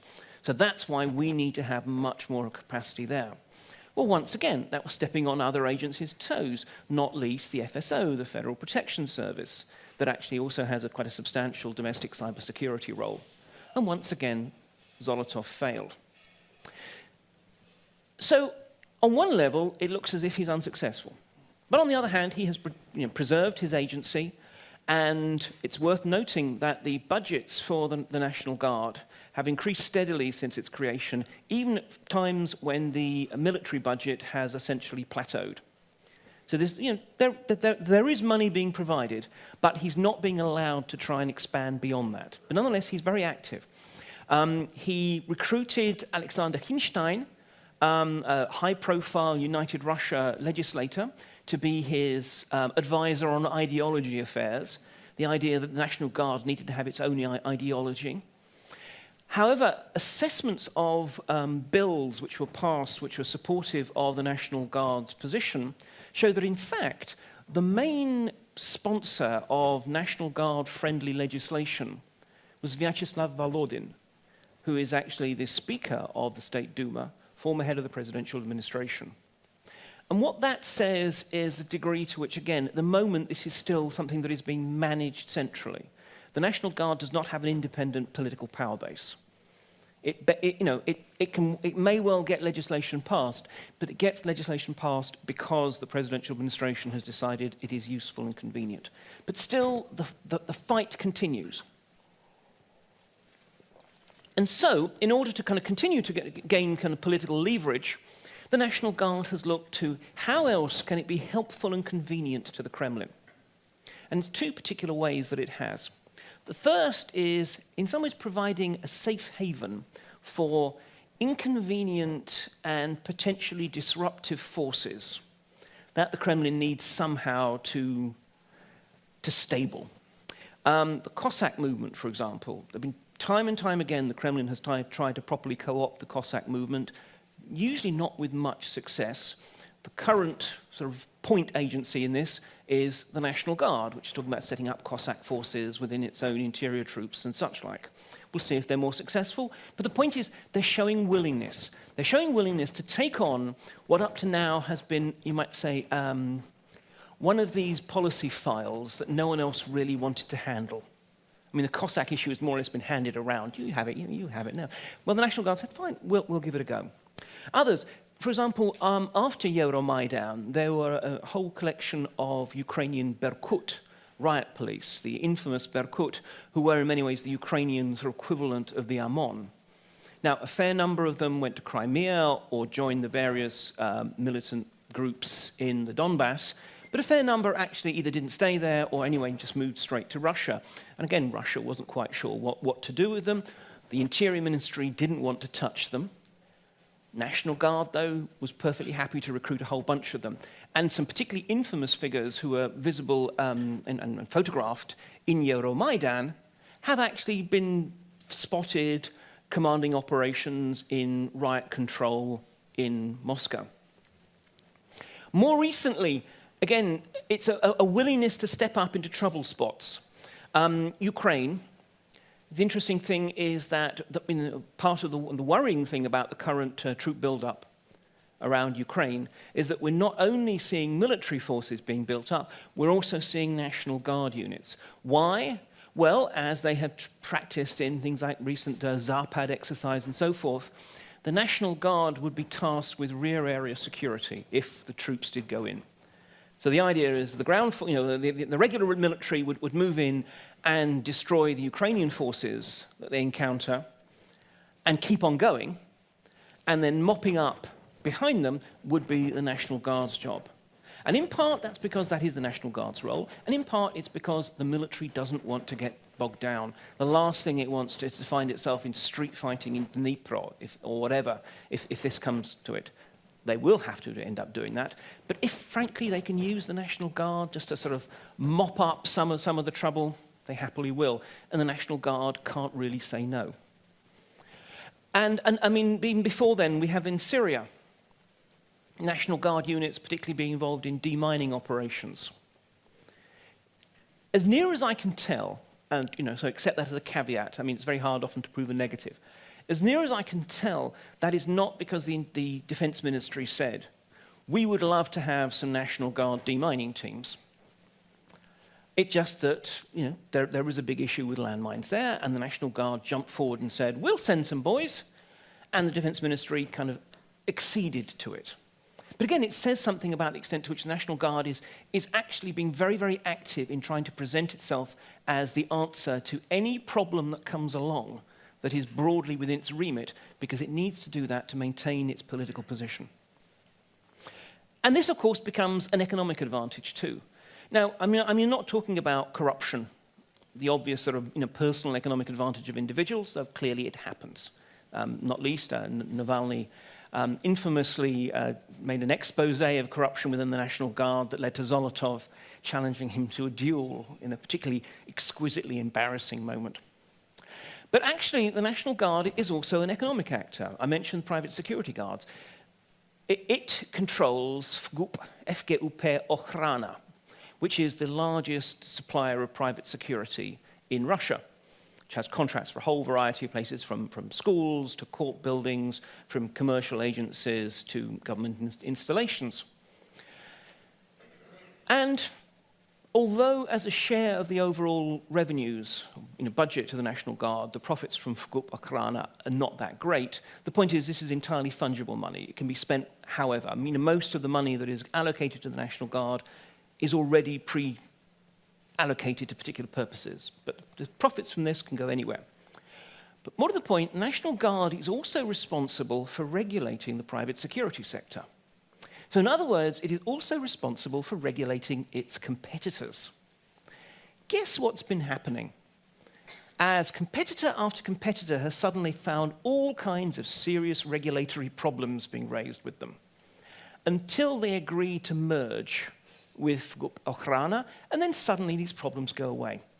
Particularly, I mean, actually, it's interesting, it's actually the private security arms of other government agencies. And there's a whole variety of examples. I'll just give one. Sber Security, which was the private security arm of Communications Ministry, which again, suddenly found itself facing all kinds of problems until eventually it gave in to the inevitable. So actually, I mentioned it was about sort of, we're not quite sure, maybe 210, maybe more, 1,000 people within Ochrana. There's at least another 100,000 in agencies that have now really been swallowed up by Ochrana. So we're talking about 310 to 350,000 people out of a total industry which employs about 700,000. So Ochrana is already controlling about half of that and pushing it beyond that. Final sort of area, culture. Many of the security agencies curate their image with the public for all kinds of reasons. I mean, the military needs to do it because it wants people to sign up as volunteers. They're trying to recruit as many kontraktniki, as many contract soldiers as they can. And also, it fits with their sort of wider image of themselves and the way they project themselves as, one of the key bastions and guarantors of national identity. So whether we're talking about the Park Patriot, thoroughly splendid military theme park outside Moscow with its huge khaki military cathedral, glorious. or whether it's the over-the-top stuff which you'll see on their television channels, Jardar. You know, Sunday morning, Služu Rusii, I serve Russia, and then Vojenная priomka, sort of, I don't know, military requisition. You know, all your high-octane military needs in one morning's television watching. The FSB supports a whole variety of TV and film that exalts its role. The Investigatory Committee has a literary award for the book that best conveys the heroism and professionalism of its operators, that kind of thing. The interesting thing is this: the National Guard does not do that. Now, okay, in part it's because it's quite hard to really project cosmonaut chic, cosmonaut being the sort of slang term for a fully armored riot policeman. You know, the guys who go and crack your skulls when you go to a protest, you're not necessarily going to think, oh, but let's curl up and watch a series about them. But the interesting thing is they're not even trying. The reason for this is because it's clear that from the National Guard's point of view, the only constituency worth convincing is a constituency of one. They're not looking to build their power base, their cultural power base below. They're looking to build it with Putin himself. And in that respect, actually, it becomes almost a positive virtue to separate yourself from society, to present yourself as this monastic elite, this modern oprichnina, who are there to defend the interests of the Tsar above all else. So,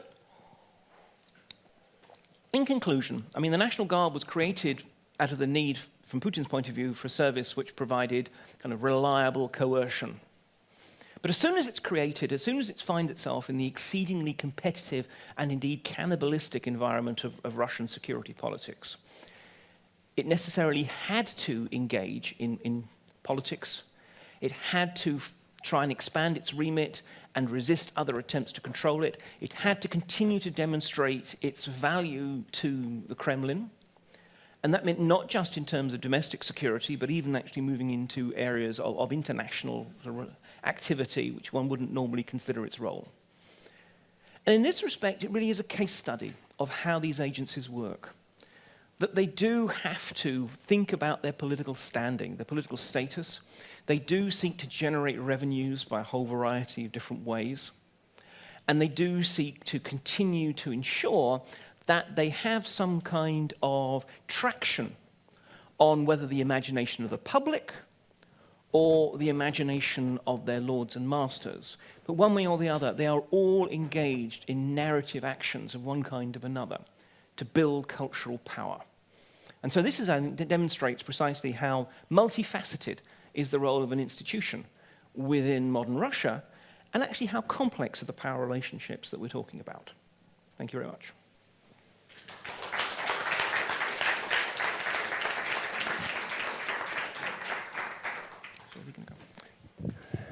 Thank you so much, Mark, and you may both take a seat here.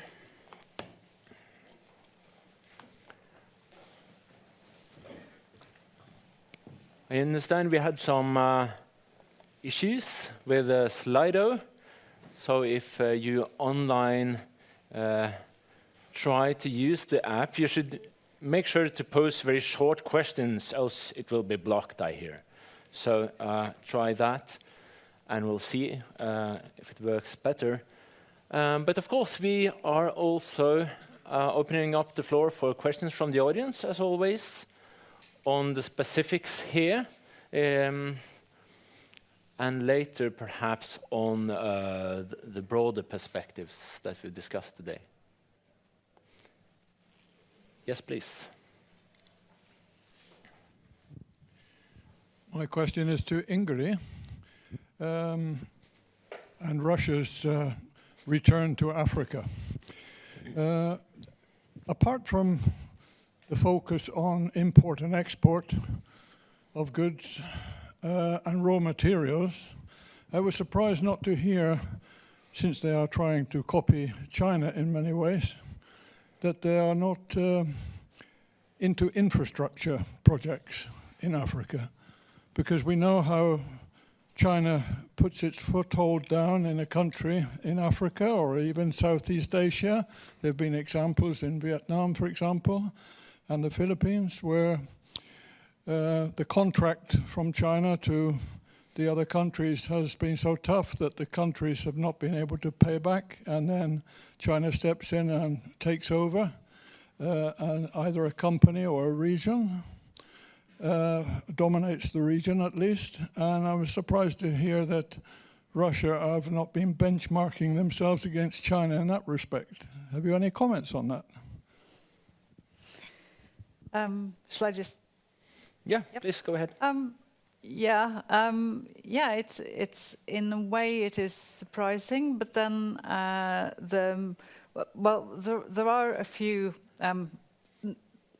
there are a few infrastructure-related projects, but they are mainly in oil pipeline transport, and also a bit more broadly connected to the resource industries. There have been a few sort of ideas thrown out and plans, but they haven't really turned into what could you say, sort of drivers for Russian presence in Africa. Now the Roshydro, the hydropower company, is active in trying to get into hydropower in various African countries. So of course there are some rather minor or more niche or one industry related efforts. Yeah. So yeah. Can I offer a sort of comment and actually a follow-up question for you then on that? I mean, the thing is, the Chinese are willing to actually put money into it. I mean, it's credits. But empire is expensive. You know, and I think the Russians, it strikes me, are very much trying to do this on the cheap. They're seeing what they can gain rather than what they can actually spend. And so, I mean, that was my question for you was are you getting any sense that with this new strategy, that might unlock any money? I mean, again, are the Russians willing to actually start spending seriously on Africa, or are they still just being the sort of jackal snuffling around for what carrion they can find? Yeah, that's a real question. So far, there hasn't really been all that many sort of strategy statements, or sort of there is a search for a strategy. It consists of clearly a few sort of policy turns going on or recently to sort of try and broaden out. But apart from competing with other great powers or establishing a presence, there is actually less tangible than you'd expect. But yes, and it still seems to be the case of doing it on the cheap, because clearly a realization that there is a very limited capability to actually invest where it would be where there would be anything beyond sort of joint ventures, the mutual interest in resource exploitation. But I'm not saying that there couldn't be. I mean, there have been there are plans and agreements in place to cooperate, for example, on railroad cars, or carriages. So of course, Russia is very good at producing railroad carriages, but that's sort of niche. An engagement consisting of various niches, in addition to the major Russian industries, the resource energy related ones. And it's interesting, for example, that there's when it comes to, for example, agriculture, where there is trade both ways, there's export and import. It's still very. It's not all that technologically advanced, and there isn't sort of the establishment of an infrastructure around that. But there is one thing, though: the establishment of Russian industrial zone adjacent to the Suez Canal. But that seems also to be geared very much towards exports. So actually establishing facilities for facilitating Russian exports, particularly to Egypt, but not only. So yeah, very much on the cheap. I also had the impression from your presentation that you wanted to go into the issue of state-business relations in Russian foreign policy and how they changed over time, and perhaps also if you could tell us whether this is in part an adaptation to Chinese strategies.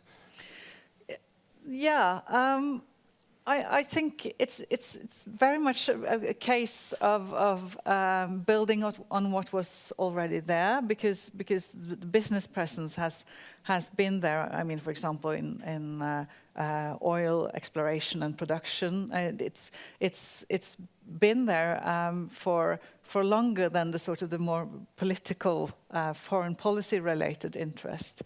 So in a way where perhaps say 15 years ago, Russian companies would have at a certain level asked for or tried to engage the state and get some state support in and some credit in a way for what they were actually doing in terms of promoting Russian business and bringing home some profits from Africa.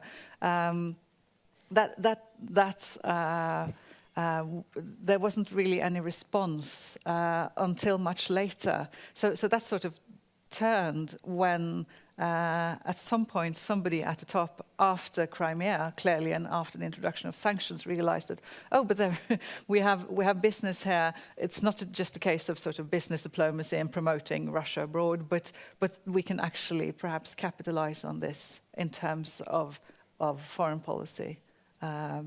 But still very little systematic efforts until the last few years. So the relationship turned, but it's still very a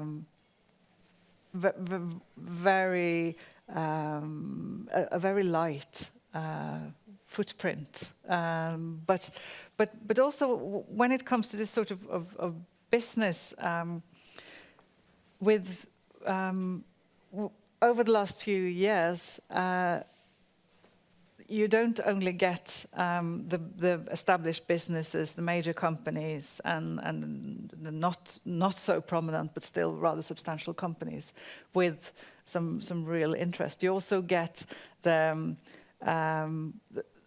show-off side of it, where for example you get companies that perhaps invest a little, but most of all they bring home agreements of cooperation, or they bring home something that seems to indicate that Russia is active in Africa, and to a certain extent, and this is what makes it a bit complicated. To a certain extent, it is about real activity, but it might be about. It might be about evading sanctions or doing something together, just establishing something that could sometimes appear a bit like taking advantage of local corrupt practices, for example. So you get all the full range of things, and sometimes they're very closely related. So yeah, okay, yeah. Thank you. Makes good sense. We have a question up there. I think it's Østbø.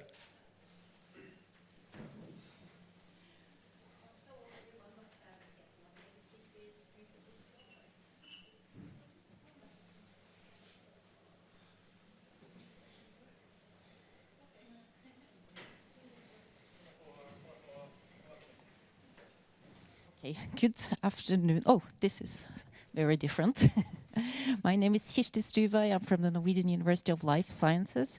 I have one question for each of you. And at the very beginning, I wanted to thank both of you for very interesting presentations. And also in the previous panel, there were really interesting topics to hear about.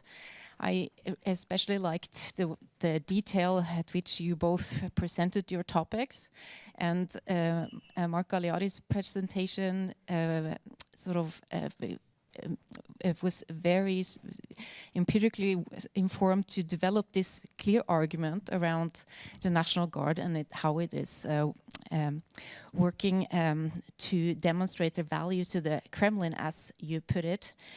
And it was very tempting for me, therefore, to address my question to your conclusion, because you so strongly argued for their ability to always sort of dynamically change and find these new opportunities for themselves, the National Guard. And I was then very curious if you could see the contours on some constraints on that dynamic that the National Guard has in demonstrating their attraction to the Kremlin. So could they potentially overstep what is sort of acceptable for them to do? And, to provoke that a bit, could they potentially sort of take that, more action than clearing mines in Syria? So where do you see any constraints, some hindrances, to what's possible for them to do? So, and to Ingerid and your Opdahl and your analysis of Russia in Africa, I was very sort of curious about the status-seeking dimension that you brought in, and then you focus then very strongly on how Russia maybe is seeking strategies to get money out of that through exports or maybe even infrastructure projects. But I think that in addition, one could turn that around, and maybe that's relevant for your further analysis to think of, well, how is that embarking on a different role from Russia in Africa, seen obviously by other African states, but also by others, and what's your reflection on that now? Thank you. Thank you. Even in this panel, time is flying, so if anyone else have questions, I suggest we just put them forth now.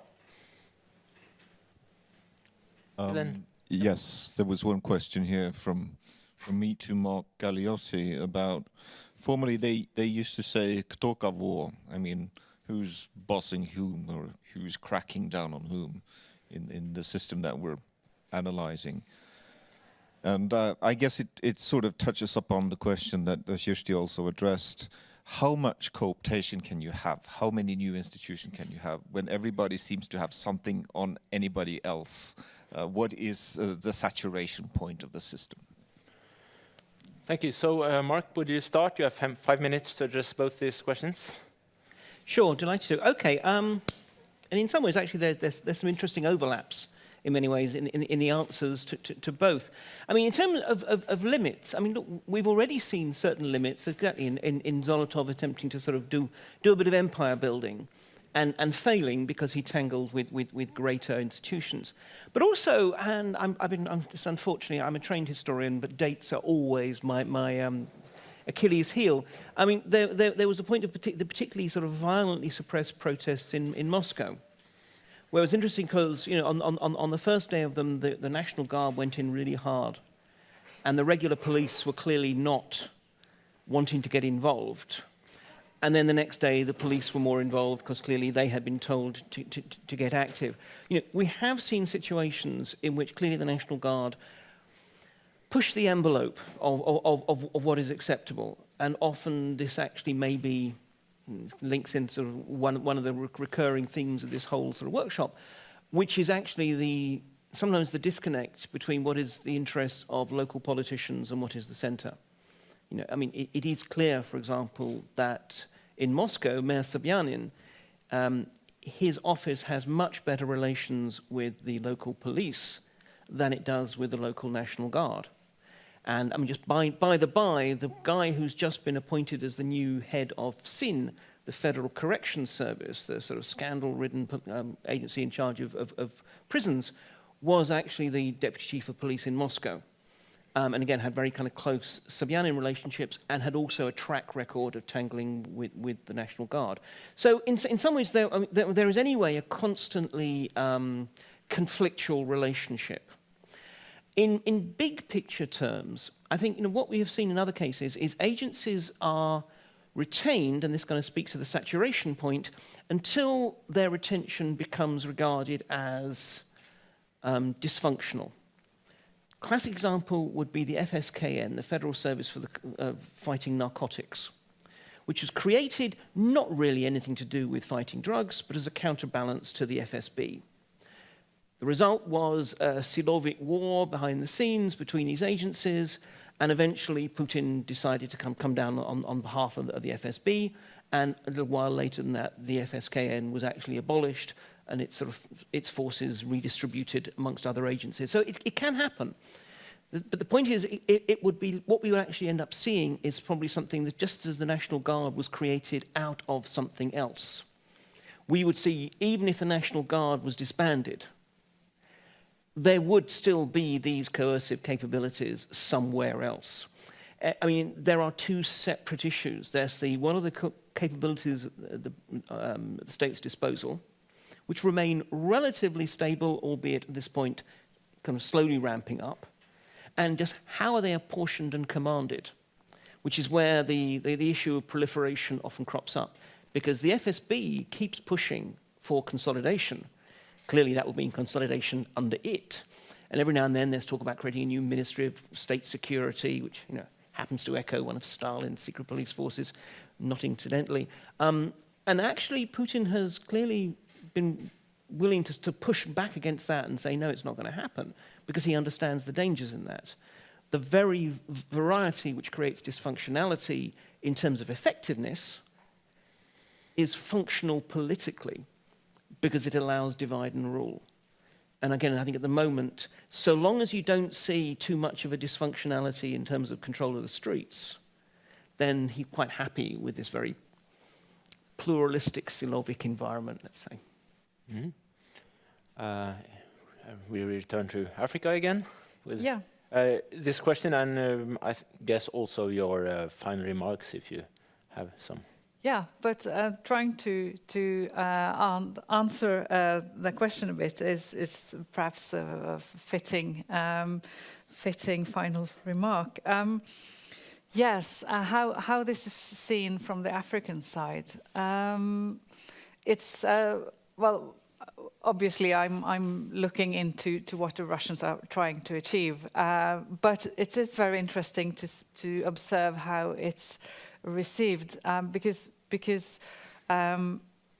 Russia is putting this forward as something which is it is also about interest, a sort of a common interest, a shared interest on both sides. So it's explicitly not about trying to establish or rivaling. I mean, that would probably not be possible at this point, but rivaling China in some way, or trying. It's very interesting because they talk about multipolarity, but they also talk about, this is about mutual interest and not trying to achieve any sort of dominance. But what then comes in return, because it is fairly obvious, apparently, or it seems very obvious that the Russian emphasis on export, of course, leaves something to desire on the side of African elites as recipients. So, for example, after Sochi, or in Sochi, there was the issue of, so what are the deliverables? And that was explicitly not raised by Russians, but by representatives of African countries, particularly the ones that were less involved with Russia on beforehand. So that's sort of what are we getting in return, in essence. And that, of course, is very much reflects the emphasis on the Russian side on business. So yeah, that is one response to it, so to speak. Another response is, of course, trying to steer the emphasis towards development as a mutual concern. But there have been some invocations of development in various speeches, but very little that so far that actually is about promoting development.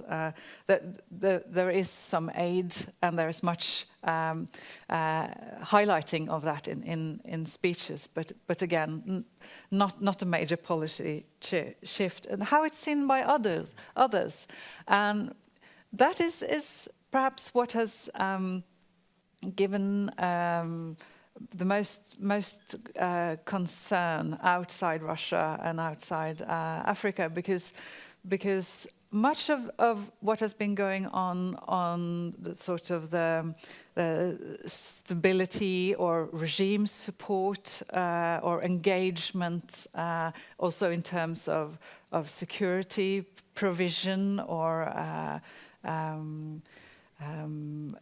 advice, sort of political advisors, has been targeted towards Francophone Africa. So the response, for example, in France or from France has, on a level of rhetoric, been very sharp, very. This is clearly not very welcome in Paris, and that's another side of the sort of the multipolarity effort that I didn't go into here because there was a lot to go into, but clearly and a very interesting side of it seen from Moscow, because it's a way of playing very cheaply a bit of divide and rule on the side, in addition to doing different things under the umbrella of multipolarity. So trying to strike home the message towards the West that you don't have a unified Africa approach, and by the way, you France are losing influence in Africa. But that has very much been at a rhetorical level. So there's a lot that comes into it, and a lot of very interesting details that together make a sort of a multifaceted approach.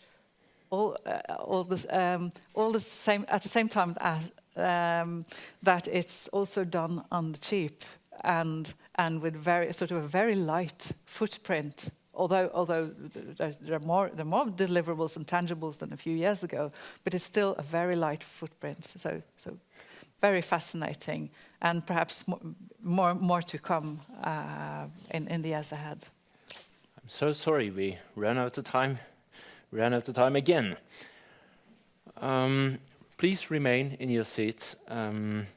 We will have some final remarks by Jardar Østbø, but first, please join me for a little applause for Mark and Ingerid.